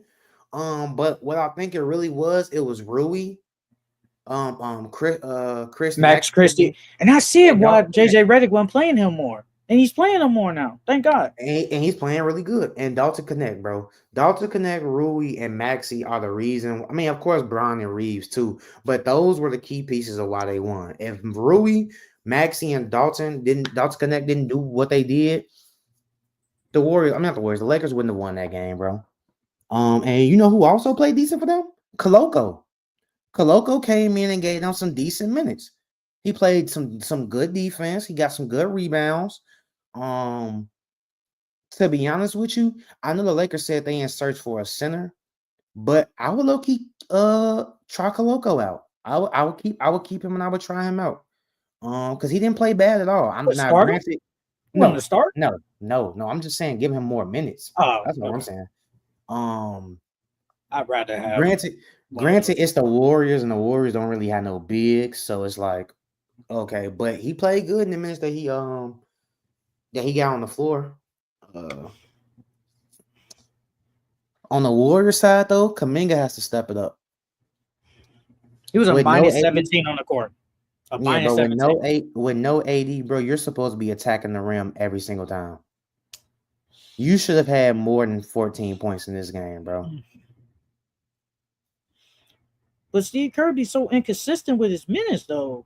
I feel like Kaminga should be at least giving you 30 plus minutes a night, Bro, even on the bench or starting. he's your second best player. He's your second It ain't best looking player. like it. It ain't looked like it all year. That's because It's, he should. I feel like that's because Kaminga is shorty. So it's like when he got his minute, first off, he had a good season last year. Then you come in, then y'all not the trade talk, the contract talks, y'all was lowballing. Well, he felt like he was being lowballed. And then now you come into this season coming off the bench and stuff. Like I feel like they messing with his confidence, and his confidence is not really as high as it was last year. That's not why he's playing as well as we know he can. I think he's ready to get up out of Golden State, to be honest with you. But the end of that game, it was a good game. The Lakers started to pull away in the third. But then the Warriors said, "No, no, that's not going to happen." Curry took over like those last 3 minutes of the fourth. And then like the Lakers, they were taking a bunch of bad shots too.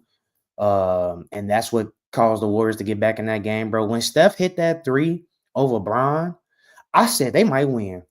Because, bro, you saw how he threw that, bro. He threw it like he just Oh, like a you're talking about the one in floater. the corner. The one in the Yeah, the one in the corner. corner. He Oh threw my that motherfucker god, like a bro. floater, bro. I'm like, he didn't even shoot it for real. He just, dang, and hit all net. I'm like, yeah, bro. Curry different, bro. He not washed, bro. And then once he hit that game time three, I was like, yeah, bro. I said it's over with for the You Lakers. thinking they're gonna go into overtime and lose the Lakers? Yep. I thought they was gonna go into OT and the Lakers was gonna lose, bro. But Austin Reeves bailed him out. He bailed him out. Are we gonna get another LeBron Curry game Christmas next year? Think the NBA gonna It do it again? depends. It depends on what the Warriors team look like. If the Warriors are They relevant don't by care, then, bro. I mean, if they roster is boo boo, I don't think they gonna put them on no Christmas game. That's like I putting the think they. Wizards versus somebody on the quiz I think they still gonna do it though. I don't, yeah, bro. because it's stuff. Yes, yes, because it's Steph and LeBron, bro. Two of the faces of the league. Yes, they're still gonna milk that. They're gonna do it again. Lakers, man, with the W, man. LeBron and Reeves and Rui, man. AD, man, AD killed a lot of parlays. FanDuel, y'all bogus, but sponsor us though. But y'all should avoid it then. Should avoid Fanatics it. did. Fanatics Yeah, I bet Warriors. they did. FanDuel. That's how I hit. That's how I hit last night. Cause AD got voided. Still sponsor us though, but y'all be petty. But no, that was definitely one of the best games of the night, man. Like I said, all these games were good. All these games were good, but Mm-hmm. that was a good W for the Lakers, but a bad loss for the Warriors. Like that was a bad loss. Let's end it with the last game of the night, man. The Suns and the Nuggets, man. KD and Bradley Beal dropped 27 each with no Booker. Jokic, he had 25, but then no one else came to play, man. No, Michael Porter came to play. He had 21, but nothing else. And real quick, the Nuggets, as of right now, how they're looking, unless they make a trade, they might be a first round exit. No, they definitely are a first round exit. I mean, KD and Bill, they did what they had to do. They showed up, like you said. I don't really have too much for this game because I didn't. I mean, I watched this game, but this game was one of the boring games of the night. Everybody said this is probably the worst game of the night. This is the Yeah, worst no, game of it the was. It legit was. night. It legit was. So I didn't really like give that too much attention. But yeah, Brad and Katie, they showed up. Jokic is gonna show up regardless. Um, yeah. I got a question. If Jamal Murray wasn't getting the big contract like he was, well, do you think they would put him in trade talks? Because he hasn't been the same really, and he's making a lot of money, and you would think nobody would want to trade for a guy like that. So you think if he was just making decent money, they would trade him because he hasn't been Jamal Murray really since the finals. Um, nah, I don't think. Well, nah, I don't think they would because of him and Jokic chemistry. I feel like if they did trade him, they would have to bring in a point guard who's on the same caliber, if not better than him, in order to please Jokic. Because him and Jokic have been together for a long time. That pick and roll is still deadly, even though Jamal hasn't been the Jamal from the bubble or the finals. I don't think they would trade him though. Even if they didn't pay him that big money, I don't think they would trade him because I feel like he's the one of the nucleuses on their team. Like him and Jokic are that team, and then everybody else just falls in line. Not when you out here barely giving me 20 points per game.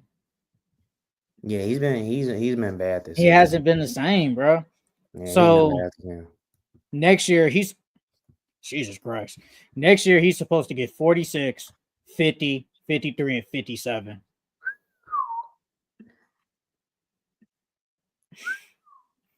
And with a guy playing like this, I mean, he not granted he did earn that contract. I'm not gonna say he did not earn that contract. He definitely earned that contract, but he hasn't lived up to the hype yet. He just hasn't. and they keep, and I saw something that said they told Michael Porter Jr. that they're not going to trade you. I think they right are now. I think they are, bro. I think they trading that man. I think they value Aaron Gordon more than Michael Porter. Hey, what if they do him like Harrison Barnes, bro? Michael Porter is better, but I think they value Aaron Gordon more. What if they do him like Harrison Barnes, bro? Trade him in the middle of the game? Yeah. I think that's disrespectful. Well, you see it in baseball. You do see it in baseball. Players in the middle of the baseball players do get traded in the middle of the game, and then they got to take them out the game. So, bro, that's diabolical, bro. You don't really. You couldn't wait to the end of the game. You couldn't wait to the end of the game. No, bro, because think about it. Think about it. If you play fantasy, you tell a person, think about it. It's like you get them right there, but then you be like, man, just text me later and see what you do. And then later they change their mind. No, we need to do this now, brother, before you change your mind. Like as a player, though, I'd be pissed because say I'm hot. Say I'm 5 for 5, 3 from 3 from 3. You know what I'm saying, bro? I got about 13 points in this the first quarter, and then y'all tell me, oh, I'm traded to Sacramento.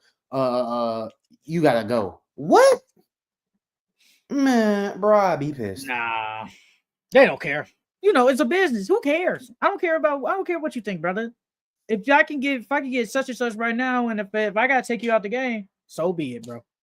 As long as you ain't hurt, we all good. But to segue, what future Christmas Day matchups would you want to see? Future Christmas Day.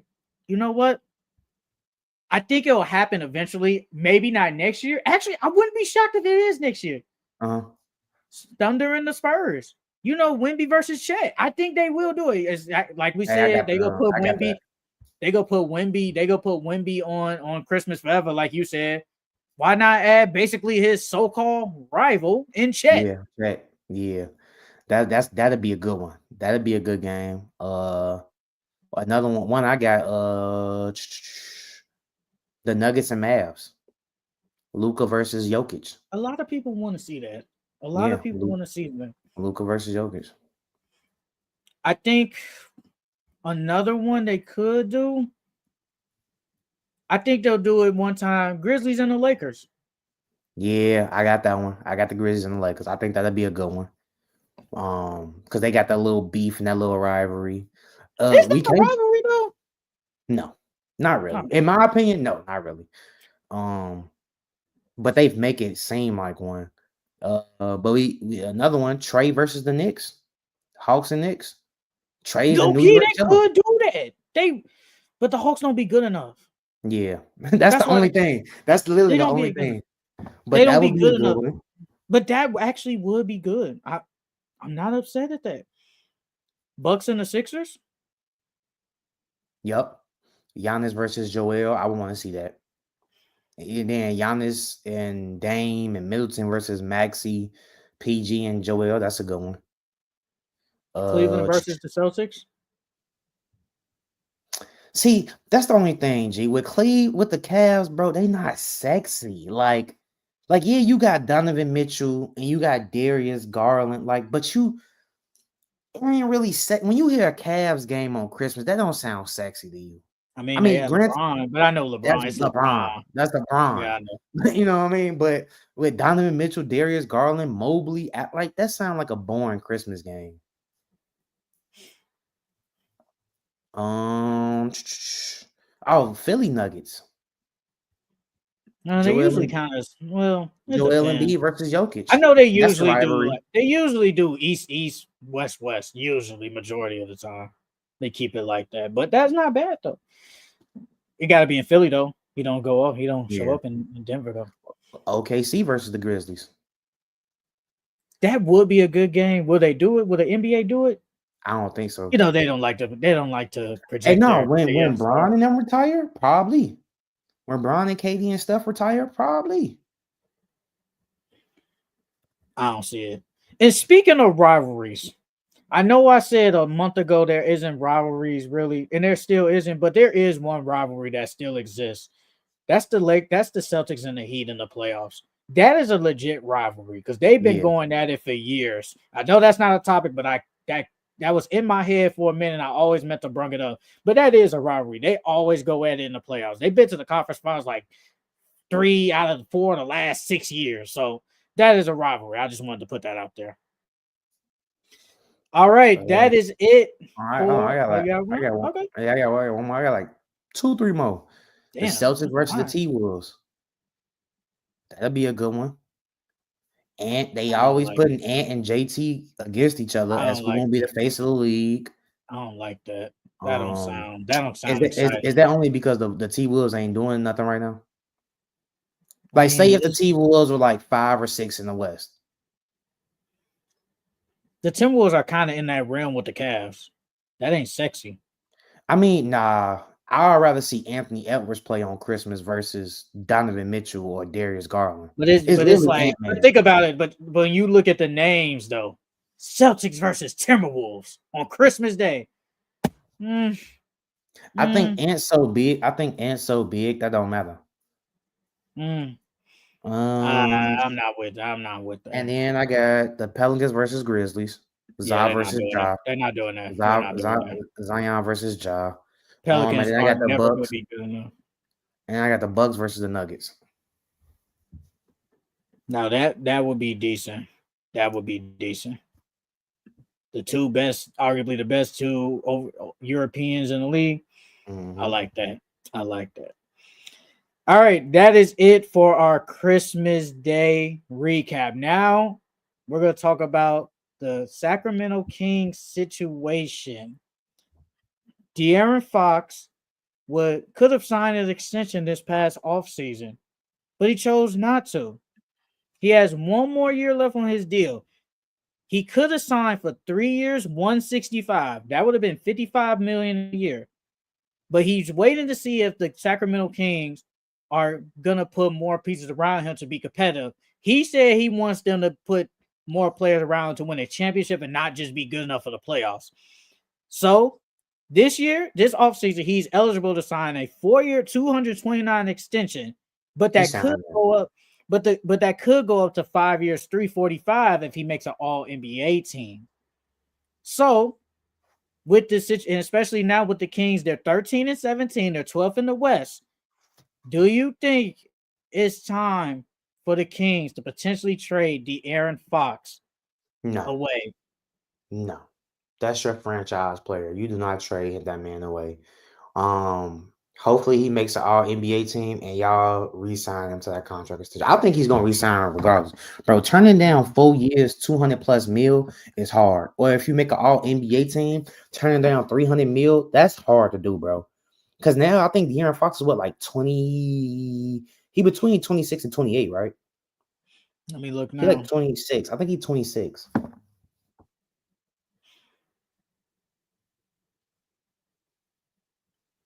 27. He's He 27. just So turned yeah, 27. bro. He just Bro, turned 27. take that for bro. You might not touch that money ever again, bro. Bro, take that. Sign, make it all NBA team. Take that 5 years, 300 mil, and keep it moving, bro. Yes, your ultimate goal is to win a championship. But take that money, bro. I low key, I don't think they should trade him, but I think they should trade Keegan Murray.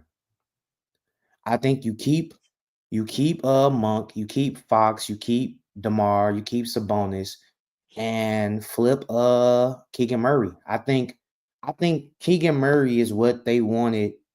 Cause they talking about Kuzma's being linked to the Kings and stuff. I think they thought Keegan Murray is what Kuzma is, or what Kuzma can, or what Keegan. They thought Keegan Murray can be what Kuzma is, and so far he ain't really lived up to that. I think if Kuzma was on that team besides Keegan Murray, the Kings would be better off than what they are now. Um, and then of course they bench too. They need a bench, but as of right now, they got the nucleus to compete for a chip. You got DeMar, Fox, and Sabonis, and then you got a 6-man of the year candidate and Malik Monk. Um, so they got some pieces. I think they just need to flip Murray, to be honest. I think they should consider it. I mean, you are 13-17, but I can only go off reports, and maybe De'Aaron Fox is, he thinks differently than what the report says. But if he did say that I'm waiting for you guys to be committed to winning a championship instead of just being competitive, if y'all just want to be competitive, it's like, trade me. Because it's like, we're really not going to get free agents here. Yes, granted, y'all got DeMar, but outside of that, what was the last good free agent since what? I'm going to just say 2010. The last really good free agent they got. I can't remember. Did Chris Webber sign with them, or did they trade for him? I think he was drafted there. I thought he was drafted. No, I think he was. No, he was on the Warriors. He was on the Warriors. I remember that. So that's not bad. No, I think he signed. I'm just talking about 2010. I ain't even care about what happened back. I'm talking about since 2010. I think that's low key the last good player they didn't sign for real. For real. So no one's coming to Sacramento. So that means you basically got to trade for players, or you basically got to hit on your draft picks. Granted, y'all did hit on Keegan Murray, but before that, remember the Kings haven't hit on draft picks really. Fox, they hit on Fox. We have Fox, Keegan, and then everybody else. Thomas Robinson, Nick Scousis, Jimmy Fredette. You go down the list. Ben McLemore, you go down the list. They all been bad. Yeah. So you was high on Ben McLemore too. I thought Ben McLemore was gonna be good. He looked like I thought he was gonna be a good player. He was not a good player. He was he was okay. I thought he was gonna be like him. I thought he was gonna be him, but he wasn't. He was trash. But I think I said worse. I think the Kings should consider it. Because, I mean, I get it. He didn't sign that since this past summer because financial reasons. Understandable. But, I mean, if he ain't looking to sign with y'all this coming off season, I mean, y'all got to think about moving him. Y'all got to. Yeah. I mean, especially if he doesn't want to be there, that's one thing. Now, if he still wants to be there, I would not trade him. I think he wants to be there, but he like a majority of these good players. Are y'all gonna be competitive, or y'all gonna go all in? Because do you think DeMar DeRozan was a go all in move? I don't say it wasn't, but I think it was a good move. I just don't think it was like a championship level move. Nah, I don't think it was a go all in. I think it was, like you said, it was a decent move. It was something that they thought can help take them to the next level. I don't think they thought getting DeMar was going to bring them to a championship level. I think they traded for him because they thought that it was going to take them to the next level. Yeah. And apparently the Spurs are interested in him. What do you think about De'Aaron Fox on the San Antonio Spurs? And also the Magic and the Rockets. Hey, the Magic will be a good one. But they're not going to be able to keep Suggs. Suggs going to go. No. Yeah, he's gone. He's gone. And then if he goes to the Spurs, Castle's going too. You think they trade Castle? Yeah. Well, you think they asked for him, okay. Yeah, you got to. Because you can't play Castle and Fox together. But I like him with the Spurs. To be honest, I think the Spurs will be the best fit. Him, Wemby, and Devin Vassell. That's really good. That's really, really good. And like Francisco said, that'll be their second option. Because Wemby would be first, then De'Aaron Fox, and then Vassell. That's a nice little big three. That's a nice little big three. And then you still got Jeremy Sohan. Keldon Johnson gonna be in that trade regardless. They're gonna put him in. That's cool. They've been trying to get rid of. That's cool. That's cool, bro. Imagine that starting lineup: Fox, Vassell, Shohan, Victor, and then whoever else y'all want to throw in there. That's not a Hey, bad. That's not a bad starting five. De'Aaron Fox, he does have 1 year left with 37. So basically, you either keep him, potentially try to make the roster better, or you let him walk in next free agency and get nothing back for him. They not gonna let him So, walk. They not letting him walk. so If he don't sign this, if he don't sign this contract extension after the end of this year, they gonna trade him. if he makes an All NBA team, he's signing that regardless. Yo, yeah, for 300 mil, yes, I'm signing that. That's 69 a year, bro. That's Yeah, 69 million a year. I'm signing that. Do you like him on the Rockets? I don't think they need him. I don't think they need him because you already got a lot of good players. Because if you trade for Fox, you're gonna have to give him up some of your key pieces. You're gonna have to. Who they get? Are you willing? Are you willing to give up a man? I think they Tari probably Easton. Low key, I'm not gonna lie. I might give up a man for De'Aaron. I might do it. I'll say Tari Easton. I can't give up a man, bro. A man, the Thompson twins, bro. They are nice. They a jump shot away, and they jump shot look better this year, but they a jump shot away. Which one? Both. Bro, both play the same. They just literally. I like a man. I think a man is a sore. Asor's been hurt, so we ain't really seen him this year. But he showed flashes last year. He just showed that he couldn't shoot. They both can't really shoot. If they can get a jump shot, bro, they are gonna be nice. Because to be honest with you, if I was the Pistons, if Asor had a jump shot, I would have been flipped Jaden Ivey by now. You would have flipped Jaden Ivey if Asor had a jump shot? If Asor had a jump shot, I would have flipped Jaden Ivey. Because Jaden Ivey is a shot chucker. He's inconsistent. But you was high on Jaden Ivey this year, though. I am, but that still doesn't take away from the fact that he's inconsistent. He's turnover prone. He's cut down on his turnovers this year, but and sometimes his basketball IQ isn't all the way there. He be throwing costly turnovers, taking bad shots. And Asor doesn't do that. Asor plays better defense. He's more athletic. He's bigger. Only thing is he doesn't shoot as good as Jaden Ivey. But I like him better overall. I like him on the Rockets, okay. Honestly, I like him on all three teams. But Spurs, that moves me. Yeah, that moves me. Best fit. They probably give up Keldon. They probably give up some of them first round picks. You got to give up Castle too. I ain't gonna lie. I'm gonna try my hardest to keep him. How you gonna play both of them? If Greg Popovich is still there, he gonna find a way. Because Castle isn't a traditional point guard. Coming out of high school, he was a scoring guard, and then once he got to UConn, he had to buy in. Mm-hmm. So he didn't really play his natural position. He played more of like an off ball and traditional point. And then once he got to the league, Pop, every time Pops get a point guard, he always tries to, I'm not gonna say turn him into a traditional point guard, but he wants them to learn. He wants them to learn how to be a traditional point guard. DeJounte Murray should have been playing early on when he got drafted there, but they didn't because they wanted him to spend time in the G League and learn how to be a true point guard. But yeah, if they get De'Aaron Fox, where are the Spurs at in the West? Where would you put him at? Honestly, I might put him at the top of play-in. What if they get Fox? You talking about this season or just like in future? In the future, I would put them like top of play-in. Bro, I could see them as title contenders. I could see them as title contenders. Bro, they got Wemby. They got Wemby, and then you got De'Aaron Fox, and then Vassell. It depends on who else is on that roster. That's what it depends on. It depends on who else is on that roster. Okay, let's just drop De'Aaron this year. Let's just drop him in this year.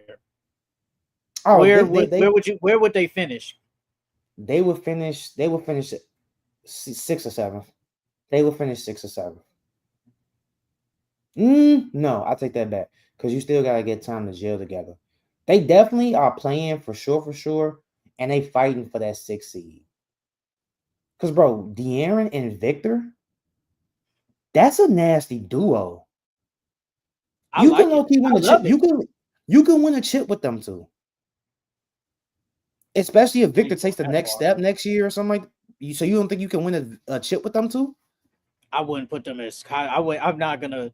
If De'Aaron Fox, let's just say this offseason, he gets traded there. Let's just hypothetically. Okay, let's hypothetically.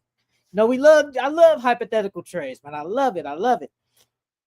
But first, real quick, trade De'Aaron Fox here, and the Nuggets are the best team again. Easy as that, bro. They is Jamal Murray is not worth that, brother.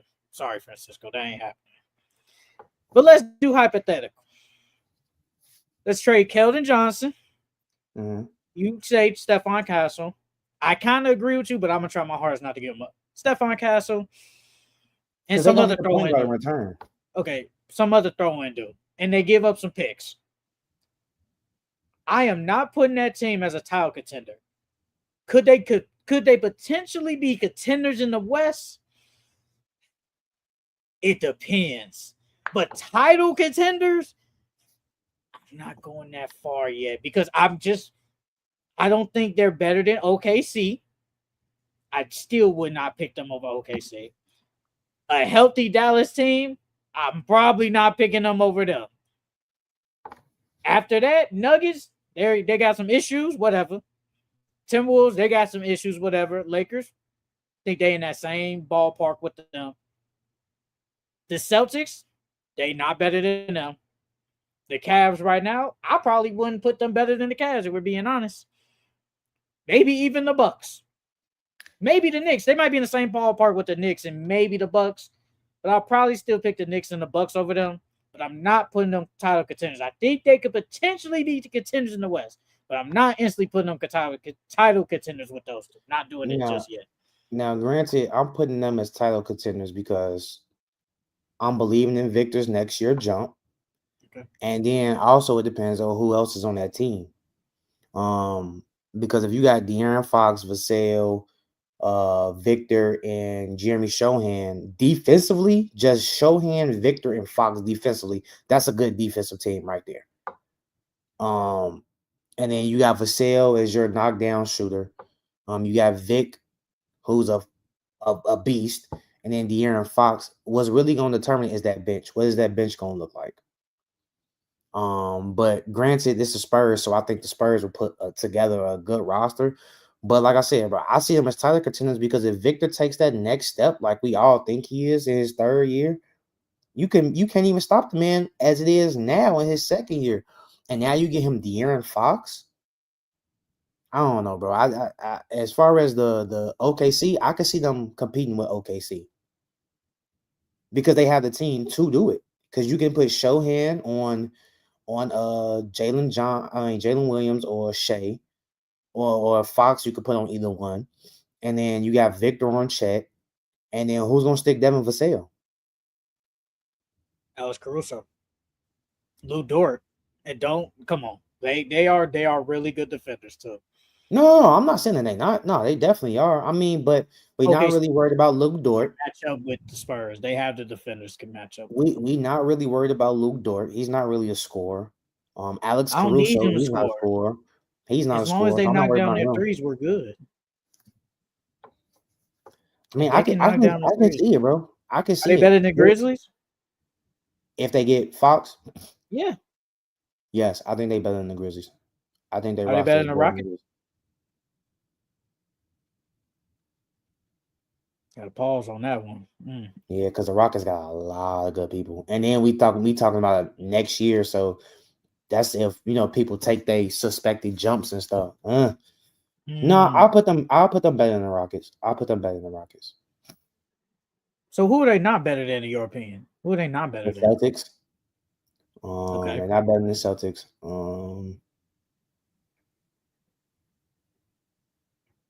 There's no way you Loki. think they're like a top three team they No, in the they. league. I don't think they're a top 3 team. I was gonna say I think Philly is a little bit better than them.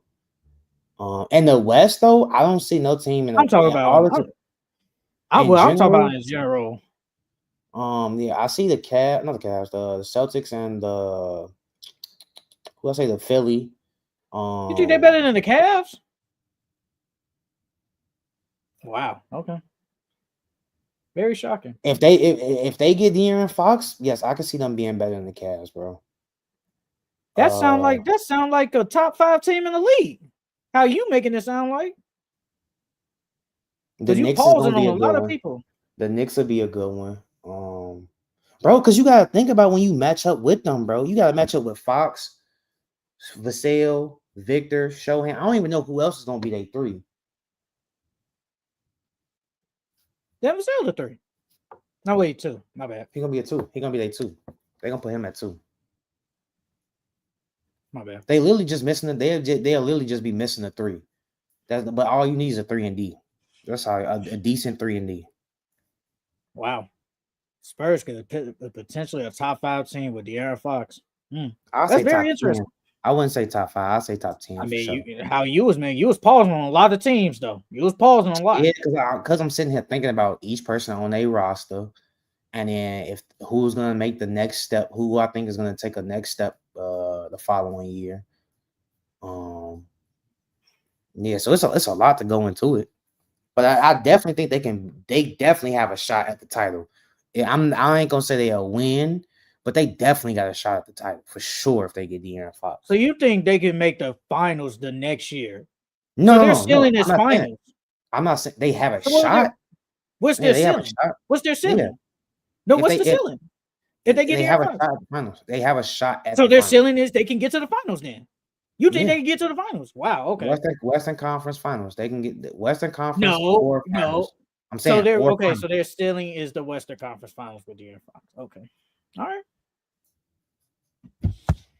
Bro, De'Aaron But Fox is good. never He's said he wasn't. really good. I He's really good. never said And he because then wasn't. you got to think about their defense once they add him. I never said none of the bad thing. I never said nothing bad about him. I just didn't go title contender just off him. You don't think they could be a title contender off him? No, I think they could be a contender in the West, but not a title contender. No, I mean, if they're a contender in the West, that I think means they could be a their contender for the ceiling will finals. probably be. I think their ceiling will probably be second round, maybe West finals. West for sure. I can see them getting past the second round. West for sure.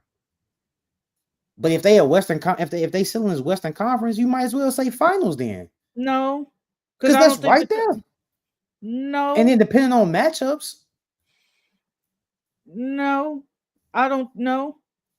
Because I don't think the Timberwolves. I think the Timberwolves ceiling was probably like West Finals, but a lot of people didn't have them making the finals. Same with the Mavericks. I think a lot of people had them making the West Finals. Actually, I don't think they even had them making West Finals. Yeah, I don't think they had them making West. I'd probably say second round, but I wouldn't say yeah, West exactly. And I think that's where the freaking Spurs should be at second round. I think that's where their ceiling should be at. If you get that, I shouldn't put you in because then you putting all this pressure on them. And then if they don't, then you'll be like, well, they were supposed to make it, but they really didn't. No, I mean, I think Victor's the ceiling so should be great, second bro. round. Victor's so great. I believe they can at least make it to the Western Conference Finals if they get De'Aaron Fox. Finals might be pushing it, but they could definitely make the Western Conference. And I feel like if you can make the Western Conference Finals, you might as well say the finals. That's right there, shit. Well, you basically saying that's a top team in the West then. They would be. If they get De'Aaron Fox, they definitely would be a top team in the West. You know what? I'm not gonna say that because you had Grizzlies and Western Virginia, so I'm not gonna say that. So I don't know. I don't think they would make conference final. What's the Grizzlies ceiling in? Well, this year the West is wide open, so anybody can literally go anywhere. So the West is wide open this year. You ain't answer the question. What's their ceiling?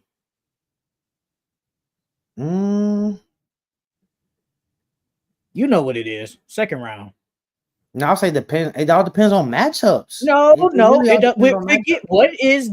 is their ceiling? Answer the question. In my head, I said second round conference. Thank you. In my head, I said second round. Their ceiling is the second round. Thank you. That's all you have to say. All right, that is it for the De'Aaron Fox saga and the Sacramento Kings. Now we're gonna go over Jimmy Butler probably officially wanting to get out of Miami now. Apparently, there are reports saying that Jimmy Butler was upset that Pat Riley didn't offer him a contract extension, and his comments made in the offseason about Jimmy Butler talking about, we could have beaten the Celtics, we could have beaten the Heat. I mean, not the Heat, the Knicks. And Pat Riley, had some comments about it, and Jimmy Butler didn't like it. And apparently that he is interested in the Dallas Mavericks, Suns. the Suns. I don't know how that's gonna happen. And the Rockets. We talked about this like a couple of weeks ago, but he is interested in actually interested in a trade before the February 6th trade deadline. And on Bleacher Report, they have some trades. So me and Charles, we the best duo on YouTube. We gonna go over these trades and give our assessment of these trades, say they're bad, terrible, or a good team, or good. Let's start with the first trade. All right. The first trade is Jimmy Butler, Haywood Highsmith, and Pale Larson for Andrew Wiggins, Gary Payton II, Kevon Looney, Jonathan Kuminga, Brandon Podziemski, a 2025 first round pick, top 5 protected, and a 2027 first round pick. Hey, low key, if I'm the Heat, I'm doing that. I'm doing that if I'm the Heat. I get Kuminga. That's all I heard. I'm doing it because I'm getting Kuminga, and Kuminga will fit well with the Heat. But nah, they getting Kuminga. You're getting 2 first round picks, even though the 2025 is what, top 5 protected. You said. Mm-hmm. You're getting 2 first round picks. You're getting Kuminga. You're getting AirPods. And you get Andrew Wiggins. Even though AirPods is having a down year this year, and you're getting Wiggins, so that's a nice little 3 that you're getting back. And future assets for Jimmy Butler. I would do that if I'm the Heat. I would do that. If I'm the Warriors, I probably would not do this. I'm not gonna lie. You giving up a lot. You giving up a lot for Jimmy Butler. And Jimmy Butler, what is he, 35? I think he just turned 35 or he's 36. He's one of them. Oh. I'm not giving up all that. Especially I'm basically giving you 2 of my youngest players and first round picks. I wouldn't do it. On the Heat, except in a heartbeat. You feel me? All right, so the Dallas Mavericks, Jimmy Butler for Klay Thompson, PJ Washington, Daniel Gafford, a first round pick swap in 26 and a first round pick swap in 2031. I said instantly, I'm not doing this. You say you get Klay, who else? Gafford, PJ Washington, and Daniel Gafford. No, I said I'm not doing this if I'm the Mavericks. I'm not doing this. And this is what I said the week before. I said I think they like their team how it is, and I'm not giving up PJ Washington. I'm not giving up all this for just Jimmy Butler. Would it be nice? And we both said it would be nice that he would go to the Mavericks. But if I got to give up all this for just Jimmy Butler, I'm not doing this. Not like once you said Klay, cool. Gafford, okay, cool. But PJ Washington, nah. Nah. And I'm not saying PJ Washington is like this amazing player, but he fits that team really well. He's like another one of their like Swiss Army knife glue guys. So they need to keep him. It's crazy. A lot of people value PJ Washington really, for the Mavericks. They value him high. He's a good player. He's a really good player. When he was with the Hornets, he couldn't really show that because that was a terrible organization. And, they was all young and dumb over there. So he couldn't really, and he wasn't playing winning basketball. So, but PJ Washington is good. He's always been good, even since he's been at Kentucky. The Houston Rockets, Jimmy Butler for Dylan Brooks, Jabari Smith, Cam Whitmore, Aaron Holiday, a 2025 first-round pick, top 5 protected, a 2027 pick, and a 2029 first-round pick. If I like that trade. I'm not gonna lie, I like that trade for both sides. Miami for both sides? For both sides. Both sides, because Miami, you get Jabari, even though he's not really having a good year. You get Jabari, you get Cam. Who else you said? Dylan Brooks and Aaron Holiday. Not mine. I'm a big believer in Cam. You know that. That's why I say I like the trade. But didn't I say you had to give up? They probably asked for Cam Whitmore. I swear I was like, you had to ask Dylan Brooks and Aaron Holiday. That's the only thing. That's the only thing. It's the Dylan Brooks and the Aaron Holiday. Yeah, Dylan Brooks fits the Heat culture. And then you getting Cam Whitmore and Jabari. and then you still getting like some first round picks. So like it's an okay trade for the Heat. I just don't like the Aaron Holiday and the Dylan Brooks. I And think then as Dylan Brooks far in there to make the salary match. the Rockets, you getting Jimmy. So and I think that's exactly what y'all was missing. Y'all was You get missing the super. Fred, Jalen, Jimmy. You keep him in. You still got Sengun. That's a good team. I think Yeah, that's it's a a really really good good team. team. Yeah, that's a really good team. Jimmy Butler and the Nuggets. Jimmy Butler and Pale Larson for Michael Porter Jr., Zeke Naji, Dario Saric, and a first round pick swaps in 26, 28, and 30. Wait, you said pick swaps in 26, 28, and 30? Yes. I'm not doing that. I'm not doing that if I'm the Heat. Yeah, Michael Porter Jr. is nice and all, but he still got problems with his back. And that means you're really banking on Michael Porter to be your number one option, your superstar. No. I still Other got than Bam and Bam. Tyler. So is he gonna be your second best or is he gonna be your Yeah, third? he could be my second or third. I don't think he's better than Tyler. I don't right now, at least. I think Tyler's But probably better than Michael, and Bam is better than him. that still doesn't do But you're nothing. getting younger though. I You think getting that's what younger, you want but that though. really don't really do nothing for y'all. Like, what's that? Like, What it are they doesn't trying to give do? y'all no hope. It doesn't really give y'all no hope. As far as like the other teams, you getting Jabari, Cam, and all them. They're younger than Michael Porter, so you got time to build around them and things of that nature. But Michael Porter, he's on the older. Michael Porter's our age. Is he really 29? He probably like 27, 28 or something like that. But he's around our That age, ain't bro. old. Bro, he's around our age. But that ain't old though. I wouldn't consider that old. Via versus Cam and Jabari, who's like younger than 25. But think about this though. What are the Heat though?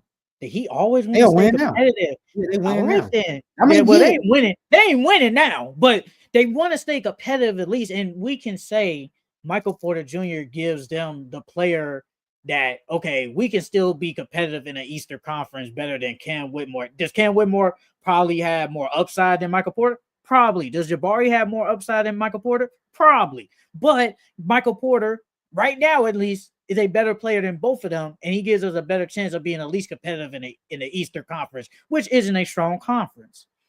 no, So yeah, I get that. It's just me personally. If I'm the GM, bro, I'm not for the trade. Yes, we want to be competitive, but what's the point? We are a winning organization. We want to win championships.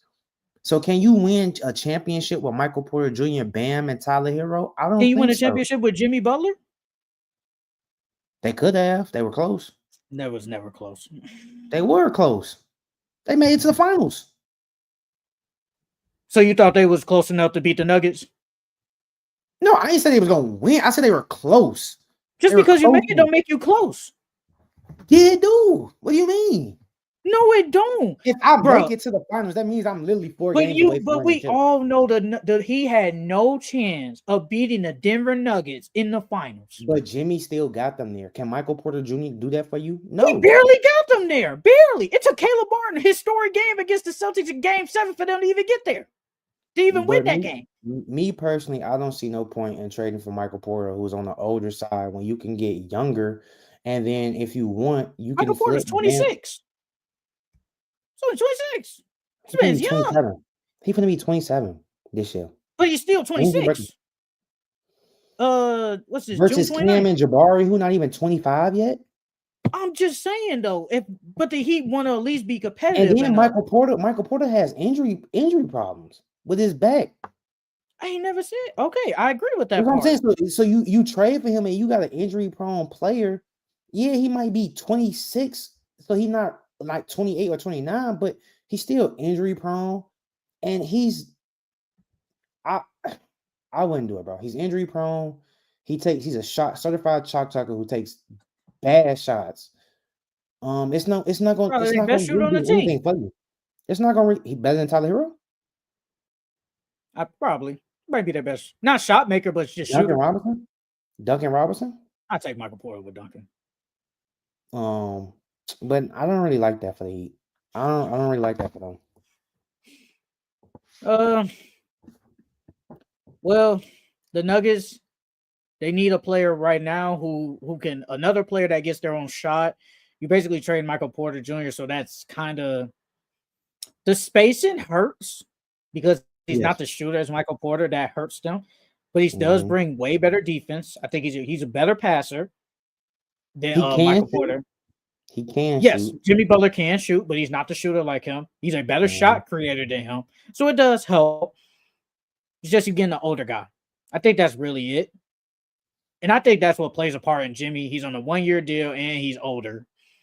So it's kind of weird with these teams. Like, I don't know. They don't know what they want to do. I think he will eventually get traded though. I think this is it. I think he's gone.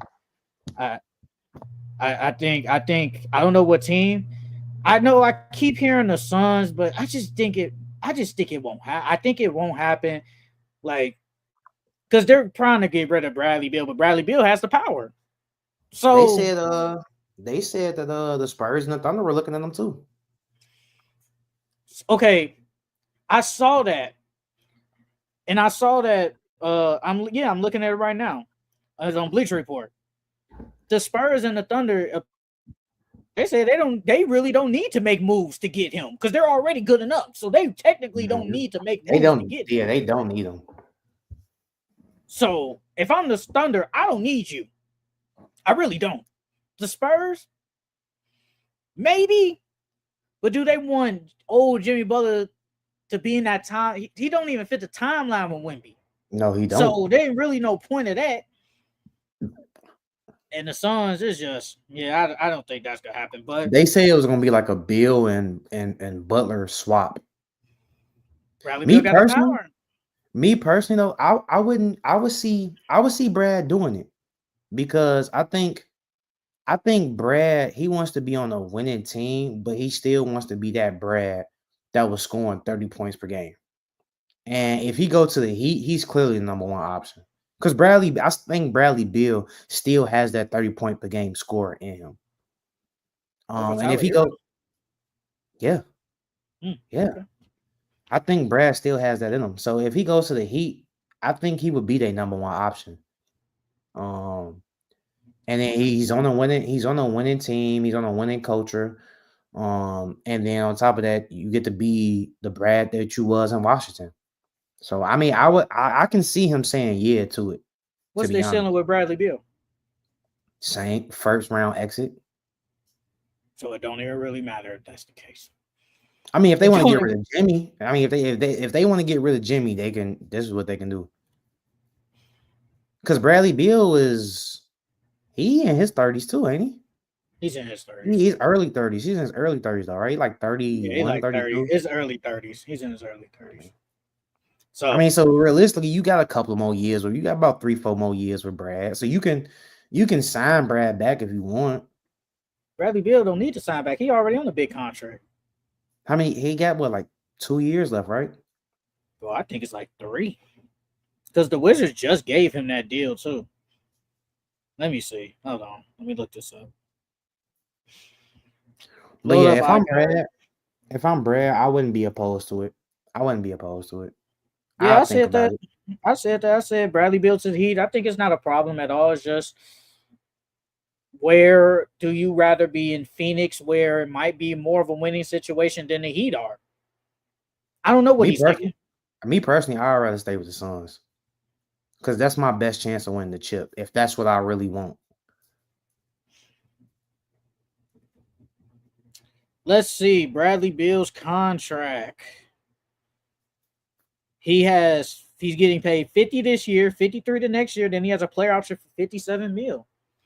So he got three. So He got more 3 years, technically, yeah, technically 3. but he And I don't legit think got two. nobody wants to pay him 57. And And he how old gets is a he? 50% trade bonus. How old is he? Bradley Beal is 31. He'll be So that 32 in contract will June. end Yeah, it says 34. 33. 33. Yeah, well, 34. That's when he'll be a free agent. 34. Mm. I mean, but yeah, if I'm Brad, I wouldn't mind doing it though. It all depends on what you want to do and what you want from it. Do you want to stay with the Suns and compete for a chip, or do you want to go to the Heat, be a number one guy, on a okay team. Do you think it was right that Pat Riley made all those comments about Jimmy Butler? Yes, I do. Because you doing all this talking about what we could have done, what would have been, and you are not playing. Be quiet. You making it worse for your teammates. Because Jimmy was talking that series, and the Celtics, they swept them. Five. Gentleman sweep. Still same thing. But you doing all that talking, bro, that didn't help. That didn't help your teammates at all. Now, if you was out there doing that talking, that's different. But you wasn't out there. Keep your mouth shut. You making it worse for everybody else on the team. So I ain't mad at Pat Riley for saying that. I ain't mad at all. Yeah, I'm not upset either. I think that's what you need more of some of these GMs. Need to call out your players and not be BSing. Like, brother, you stay hurt. You're hurt now. You don't play. Yes, you helped us in the playoffs. Yes, and you have gotten us to two finals, but you're still inconsistent when it comes to just your play. You don't take the regular season serious. You're getting hurt all the time. I don't want to deal with that. And you're older now. And I don't want to pay you 50 something mil. So I Mm-hmm. have no problem with Pat Riley doing it. Me either. So Jimmy Butler, time in South Beach is over, brother. I want to be in South Beach though, but your time in South Beach is over. Let's talk about the Minnesota Timberwolves. Is it time for the Minnesota Timberwolves to basically blow this? Not, I don't want to say blow the team up, but kind of just go into the retool and probably get rid of Randall. If this season keeps going like how it is, trade Randall while you can get something back for him. I don't want to say trade Mike Conley, but probably trade Mike Conley. I think Dante DiVincenzo still stays, but is it time to make for the Timberwolves to make some moves to basically save their season? I said yeah and no. As far as because you asked should they blow it up. And I was saying no. And I said no and yes. No, because I think um whatever team um that you have when well, first you shouldn't blow it up because that means you're trading away probably Gobert, Julius, and just keeping Ant. And first and foremost, I think whatever team, well, with Ant on your team identity needs to be defense because he's great defensively. He can score with the best of them, but he's really great defensively. So having like Rudy Gobert is a good pair with him because you have two defensive anchors on your team that can help you. Um, so that's why I say no, don't blow it up because you keep Ant, Rudy, and you got Mike Conley. Even though he's older, he's still decent defensively. Then you got Jaden McDaniels, who's good defensively. But I say yes because Jaden McDaniels has not taken the next step like everybody thought he was, offensive wise at least. And then Julius Randle has basically done nothing for y'all. He's just been out there going through the motions with y'all. Like we are not seeing the Julius Randle from the Knicks that we fell in love with, that we thought was an all-star and can make these all NBA teams and things of that nature. So as far as sending those two pieces away, yeah, I think they need to trade Dale McDaniels and Julius and see what they can do. See what they can get Trade back for those two. McDaniels? Trade Yeah, McDaniels? bro. What does he give you besides defense? He don't do nothing Hey else for man. you. Hey man, but that's all defensive team right there, man. I mean, That's all yeah, defensive team player right there, man.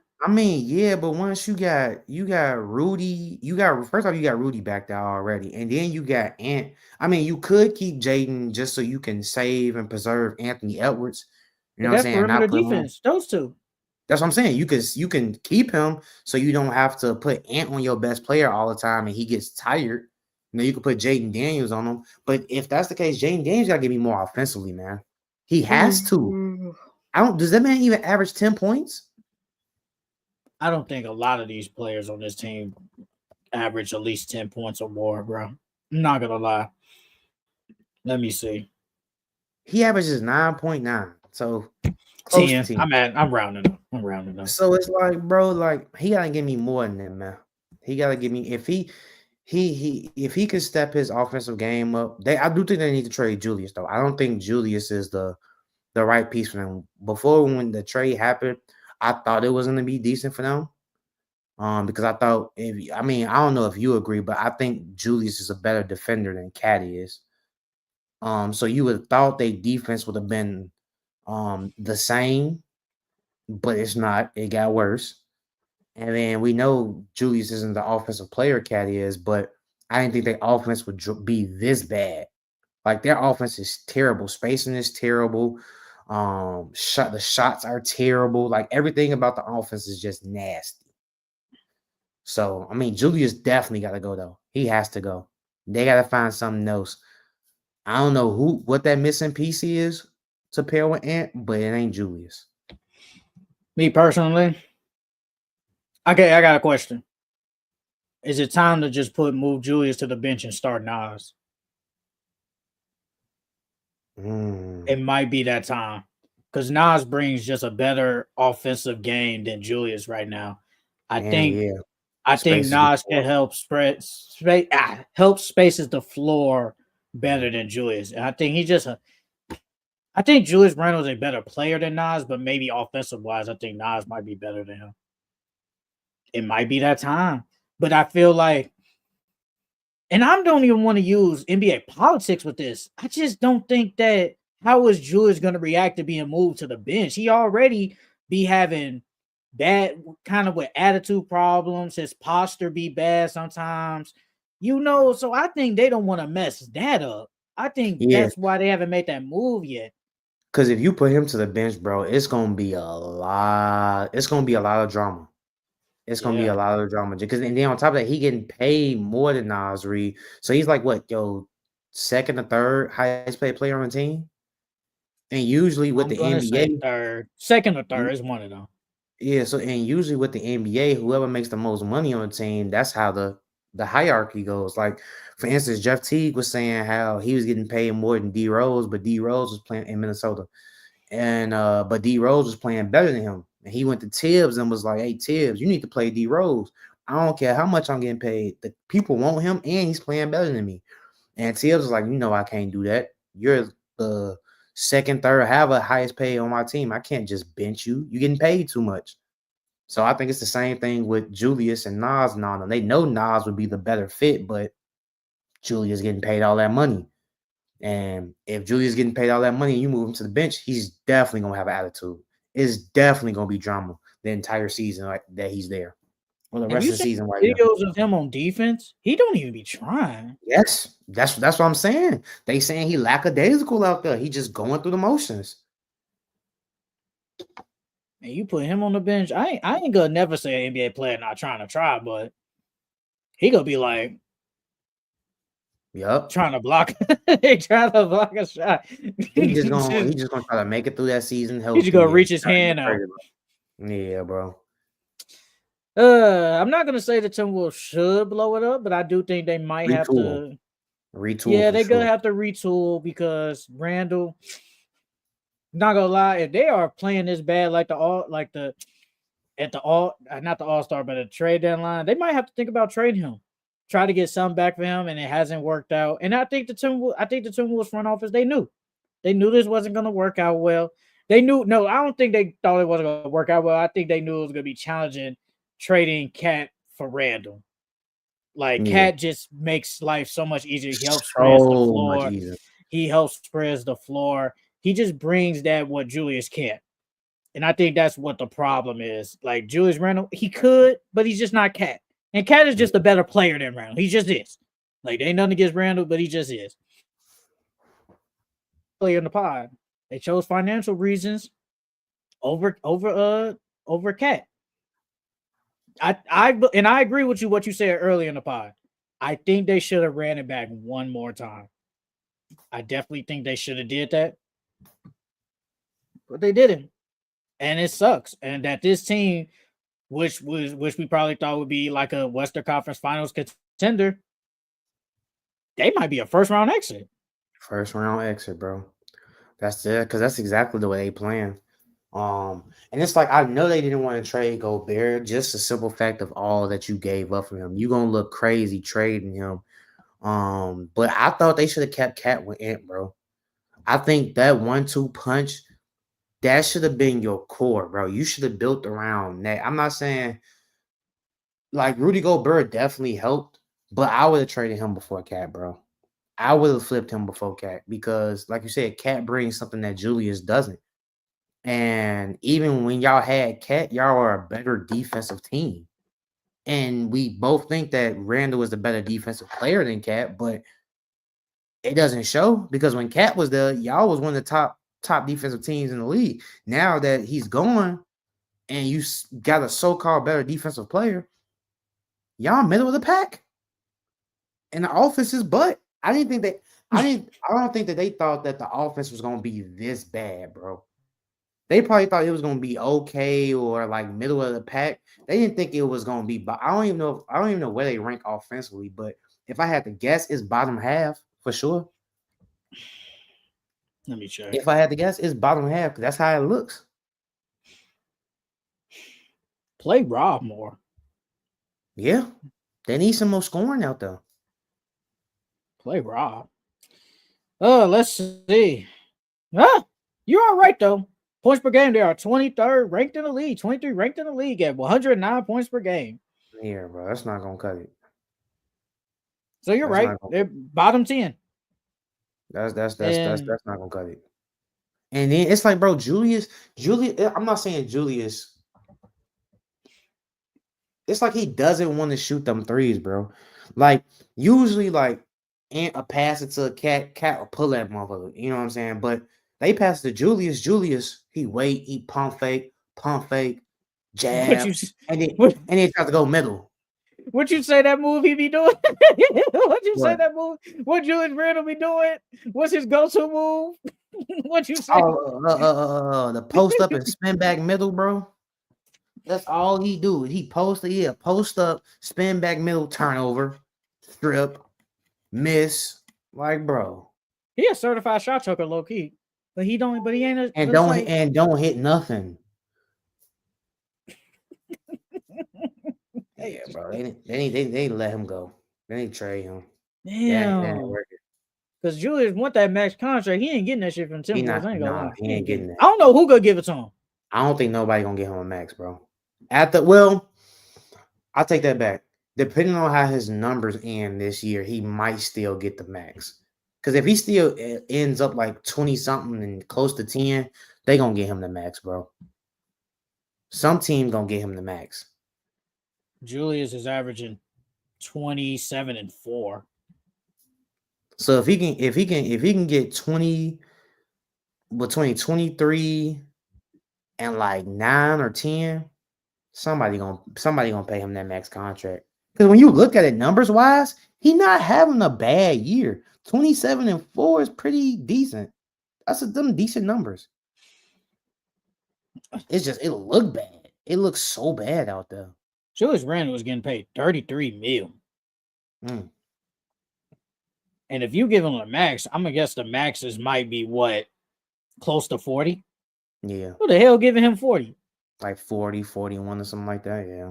Who's gonna give Julius Randle $40 million? Who's gonna do that? The Nets. But I would even want to do that depending on who I draft. No, I'm not giving Randle 40. That's dead. No, that's dead. But Timberwolves, they gotta figure something out, man. Time isn't running out, but it's getting there. Y'all gotta get better, and I think y'all should be better than what y'all are. Like, we did not think y'all was playing. We thought y'all would be somewhat top of the West. Even though, granted, when we did our like ultimate power rankings, this was before the cat trade. So, if Julius Randle was here, I don't think we would have him that high, but might be somewhere lower. Mm-hmm. All right. I think you had some topics. What did you have? I think you had some. We ain't do the most hyped teams that's been disappointing. Oh man. Jesus I Christ. only got about like 4 or 5. I got 4. We probably got the same. Yeah. I got Philly in there. Yup, Philly. I got the Pacers. I got the Pelicans. I did have the Pacers low key. And then Well, the Pacers hype. You yeah, think they were really hype? after that season that they had last year, But people call that a fluke. I don't. Okay, I think people called it a fluke, but people definitely were hyped about this team this year. They made it to the Celtics in the whatchamacallit in the Conference playoffs, finals. in the conference finals. So if anything, I think people thought that they were gonna come back if the same, if not a little bit better now. And they have been disappointing so far this season. Them, the Pelicans. I think people thought a new look Zion coming in, slim, that the Pelicans and they were all healthy, that they were gonna be good. Not the case at all. I agree with that. I feel like Zion looks the same though. Yeah, he Like do. I think he looks the same too. he always looks the same, and every time they show a picture of this dude, he just got a beard now. Like I just feel like he's the same. He looks the same. And then Stop, the other two I stop got trolling are me. the Timberwolves and Suns. I got the Kings and the Nuggets in there. Yeah, The Nuggets, Kings are definitely in there. they're supposed to be top of the West. Yup. They like fifth, I think, or sixth, and you just lost to the Suns on Christmas. That ain't it. What else you got? The Kings for sure. Because they light the beam all last year. Man, they What? sure did. No, that was that. No, the year before they was lighting the fuck out of that beam. Yeah, you feel me, bro? Like, and now that beam ain't getting lit at all. They was lighting that beam. But yeah, those are the hype teams that been disappointing. What else I got? I The can't see rookie my grades. messages. The rookie grades. All right, you named the. What's the rookies you got Zachariah Richardson. right now? I give him a C. Yeah, I I think he gave him been. a I think C he too. been average. I think he a C. He Yeah, I ain't been think. amazing, but he ain't been super disappointing. Yeah, and I would give him a C. I give him a C. I gave him a C too. And then on top of that, he not really like he getting ticked, but DeAndre Hunter's playing better than him. Oh, he's So it's playing like way better than him. they're closing with him in this closing lineup. The dude from the Hornets, the six pick Tredan Oh, Saloon. I know what you're talking about. I would give him either a D or a C minus. Yeah, I gave him a C minus.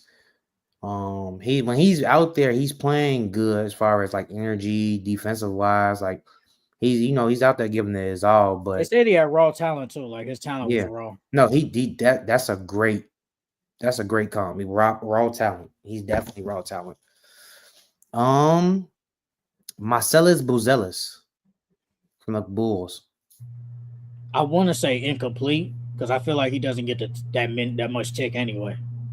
Yeah, But I said I gave it to be generous. I gave it a C. Only because in the minutes that he did play, he did have like a 20-point game this season. And then when he got in, he plays okay. So I just gave him a C. I'm giving it Uh, incomplete. I think he don't get enough minutes. Now, Ron Holland. if they do trade them, I give him a grade. Ron Holland. Not gonna lie. Does he get a lot of tick? I ain't gonna lie to you. Does he get a lot of tick? I With ain't the gonna Pistons? say he gets decent amount of he gets at least 10 to 15 minutes a game. That sounds like a C or incomplete to me. Then Yeah, I got a C. Reed Shepard. how is he gonna get ticked though? With all those dudes there, how is he gonna get ticked? Bickerstaff plays him. He finds a way to play him. I give it a C then. Reed Shepard, Yeah, incomplete. Reed Shepard. He don't get a Yeah, lot of okay. minutes periods. He don't get a lot. He don't get no tick at all. Dalton Connect. I'm giving Dalton Connect a B plus. When he's I'm on the giving court, he helps spreads the floor. He shoots. He does everything you need him to do, and he plays good. When he plays, I like him. B plus. bro. I gave Dalton Connect an A. That man, when he was on that hot streak, and like you said, whenever he comes in, he's placed the floor. I think, and then on top of that, I feel like LeBron trusts him. And at one point, he was starting. So I think Quick that question: was a good pickup for the is Lakers. Dalton Connect? I know he's playing good, and I know he's not going to be the only guy, but is he going to be like is he gonna start to show like these GMs like, hey, it's okay to draft a 4-year guy. It's Him, okay now. dude from the Magic, uh, Oh, Terrence Tristan De Shannon. Silva. Yeah, Tristan De Silva, Well, Terrence Shannon. Terrence Like Shannon don't get he didn't really minutes. play, but Yeah, so I'm not counting him. but I feel like when he does play, he's gonna When do does he good. play? Oh, you No, say when whenever, he? I yeah, get when what you he said. does. Yeah, like when he does, I feel like he's gonna play good. But yeah, I think a lot of GMs are gonna whatchamacall. I think a lot of GMs are gonna start looking at 4-year play, 3-year, 4-year players and start drafting them in the lottery now. I don't think one will ever go like top 5 unless they have like an amazing season. Like they gotta have an amazing college season, bro. But I don't think none of them will probably go top 5. Lottery for Yeah, sure though. But yeah. uh Zach Edey and Jalen Wells from the Grizzlies. Jalen Wells.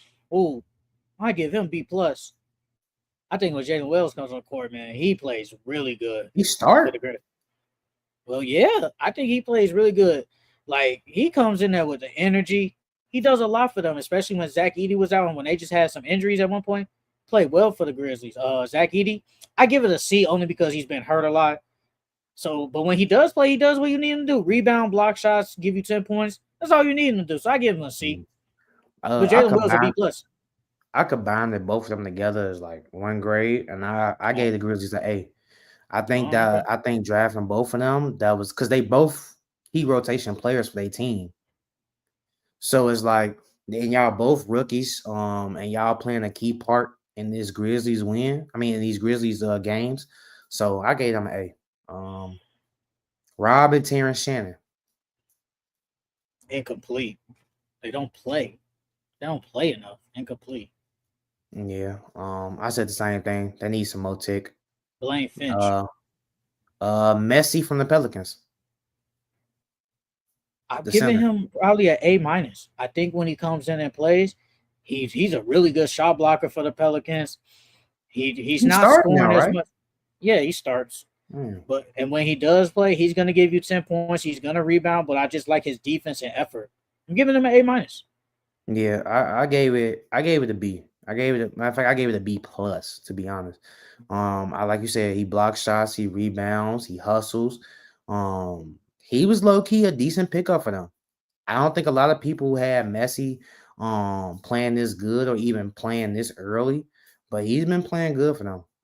Uh Tristan De Silva from the Magic. I'm gonna give it like a C minus because I feel like like obviously when Paulo and Franz got hurt. I mean, when it was there, he really wasn't playing as much. But when he does play, I think he comes in and does his job.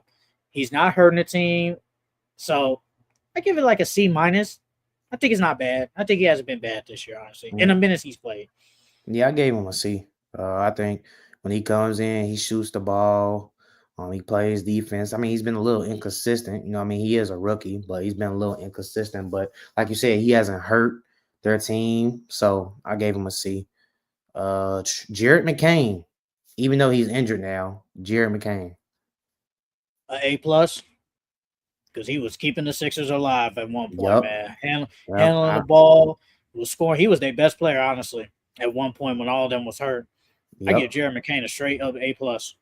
Yeah, I get Jared Kane an A. Like you said, he kept the Sixers alive. And then on top of that, I don't think anybody thought Jared McCain was going to come in playing this good. I mean, people knew he was a decent player. He was highly recruited coming out of high school. He went to Duke. He had a good year at Duke. But I don't think people thought he was going to be dropping 30 balls and shooting the ball this well, especially his rookie year. Um, I give him an A too. Ryan Dunn from the Suns. I give Ryan Dunn. I give him a C plus because I feel like what he brings is a 3 and D. Because in college he wasn't a shooter at all. Then all of a sudden he comes to the NBA. Now he can shoot. Shoot, But yep. when he plays, brings the defense, brings the shooting, and he's done really good at both of those things. So I give it a C plus, or honestly, I might give it a Yeah. B. I might give it a B minus. Yeah, I gave it a B minus. I thought because early in the season, before KD and all them getting hurt, he was still playing. I wouldn't say big minutes, but he was still playing some decent minutes for them. And then when he comes in, he's really great defensively. And I think that's what surprised a lot of people and why he started getting ticked because his defense was good. And like you said, he came in here and he showed that he can shoot the ball. And I think that he's been a decent rotation player for the Suns as a rookie. So I gave him a B. Um, Donovan Clingan. I'm going to say a C because I know DeAndre Ayton was hurt for a while, but when Donovan Clingan does start, because I think one game he had a 2020 game. Mhm. So all you ask for him is to rebound, block shots, and give you at least 10 to 12 points. I think he's done good. And I think he's done good at that. So giving him a C.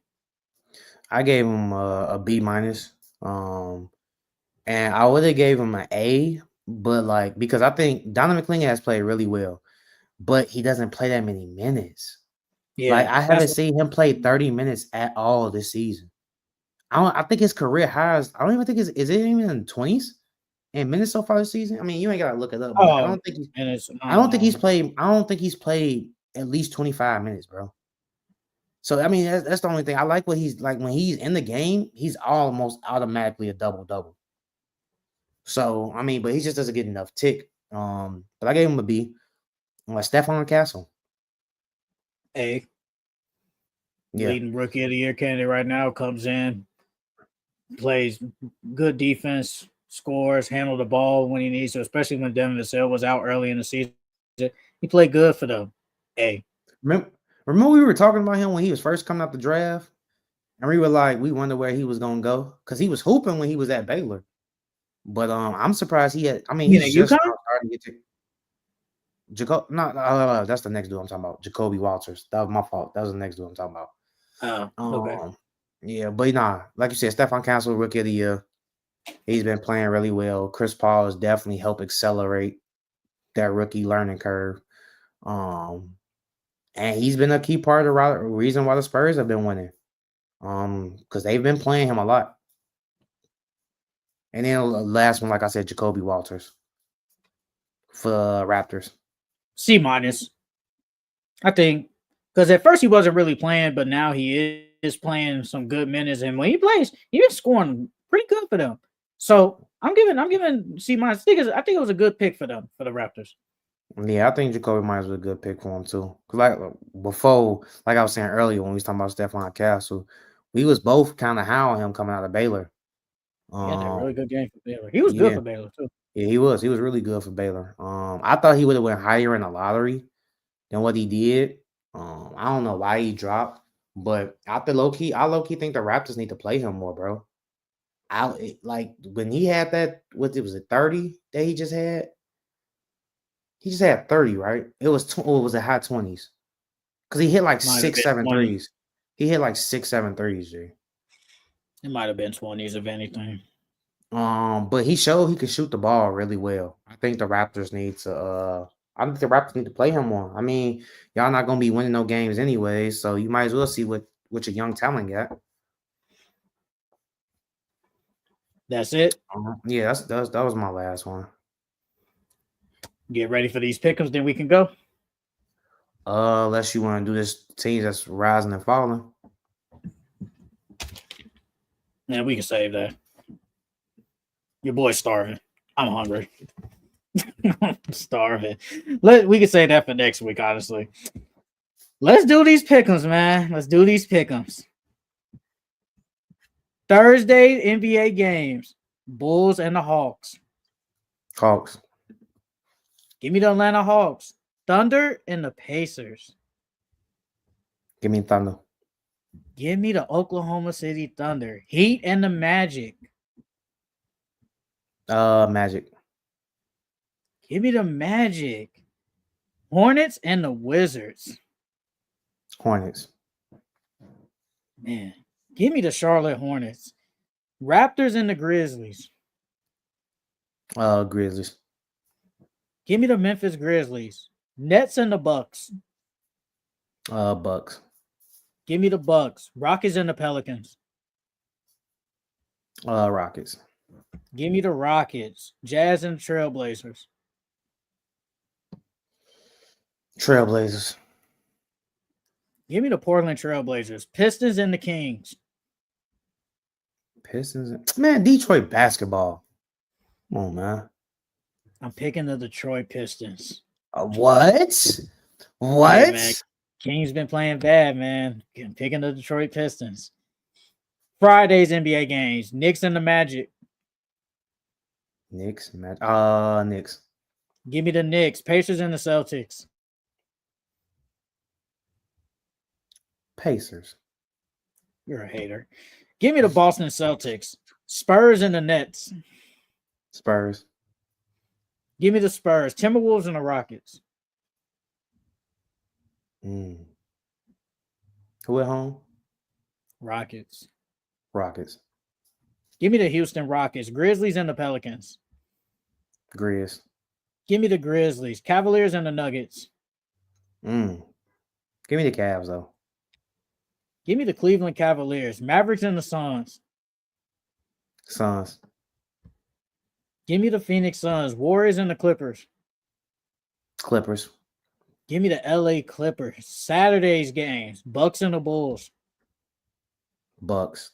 They better not lose to the Bulls, bro. I swear to God. Give me the Milwaukee Bucks. Heat and the Hawks. Heat. Oh, Hawks. My bad. Give me the Atlanta Hawks. Thunder and the Hornets. Thunder. Give me the Oklahoma City Thunder. Knicks and the Wizards. Knicks. Give me the New York Knicks. Suns and the Warriors. Suns and Warriors. Give me the Warriors. Give me the Phoenix Suns. Pistons and the Nuggets. Nuggets. 76ers and the Jazz. Sixers. Give me the 76ers. Mavericks and the Trailblazers. Mavs. No. Give me the No, give me the Blazers. Give me the Blazers. Give me the Blazers. I think they're gonna lose that game. They're gonna lose that game, bro. Give me the Dallas Mavericks. Kings and the Lakers. Lakers. Give me the LA Lakers. Sunday's games. Nets and the Magic. That's Magic. Give me the Orlando Magic. Pacers and the Celtics. Celtics. Give me the Boston Celtics. Hawks and the Raptors. Hawks. Give me the Atlanta Hawks. Heat and the Rockets. Rockets. Give me the Houston Rockets. Grizzlies and the Thunder. That's gonna be a good game. Who at home? Thunder. Give me the Grizzlies. Give me the Oklahoma City Thunder. Spurs and the Timberwolves. Spurs. Give me the Minnesota Timberwolves. Monday's games. Bulls and the Hornets. Hornets. Wow. Give me the Chicago Bulls. Knicks and the Wizards. Knicks. Give me the New York Knicks. Clippers and the Pelicans. Clippers. Give me the Los Angeles Clippers. Nuggets and the Jazz. Nuggets. Give me the Denver Nuggets. Cavaliers and the Warriors. Cavs. Give me the Cleveland Cavaliers. 76ers and the Trailblazers. Sixers. Give me the Philadelphia 76ers. Dallas Mavericks and the Sacramento Kings. Kings. Give me the Dallas Mavericks. Tuesday's games. Raptors and the Celtics. Celtics. Give me the Boston Celtics. Bucks and the Pacers. Bucks. Give me the Indiana Pacers. Clippers and the Spurs. Spurs. Give me the Los Angeles Clippers. Timberwolves and the Thunder. Thunder. Give me the Oklahoma City Thunder. Grizzlies and the Suns.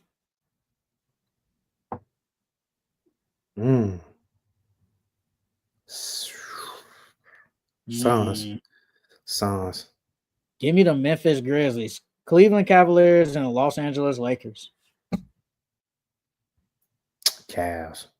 I think the Lakers gonna get blown out, bro. Man, you're supposed to be on our side, brother. Give me the Los Angeles Lakers. Now, the last games of the week, Wednesday's games, Bulls and the Wizards. Wizards. Wow, you're really a hater. Your own home Bro, they team. suck. They And the suck. Wizards suck. And the Bulls suck too. They are both a bunch of I hope eaters. the Bulls win. I hope the Bulls win. They Give me both a the bunch of eaters. Give me the Chicago Bulls. Magic and the Pistons. Pistons. Give me the Orlando Magic. Yeah, I'm going against the Pistons because I don't Detroit care. basketball, baby. Pelicans and the Heat. Heat. Give me the Miami Heat. What's you said? This next Wednesday? Yes. Zion not gonna be back. Heat. Give me Heat.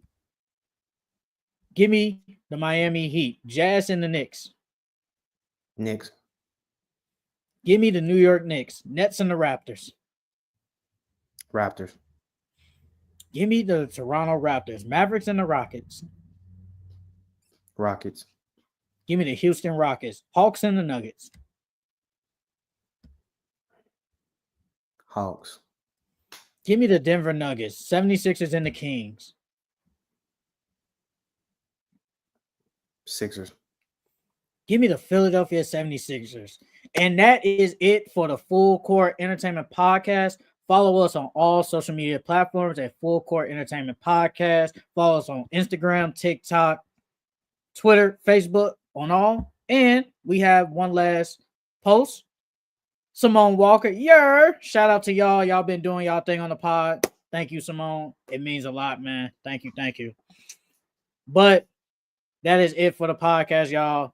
2 hours and 50 minutes. I think that's the longest. That is definitely the longest podcast. That's the long one we had. But hey, man, we bring y'all content, man. We the best duo on YouTube, man. We the best duo, man.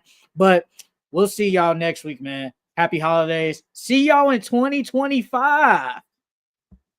See y'all later, man.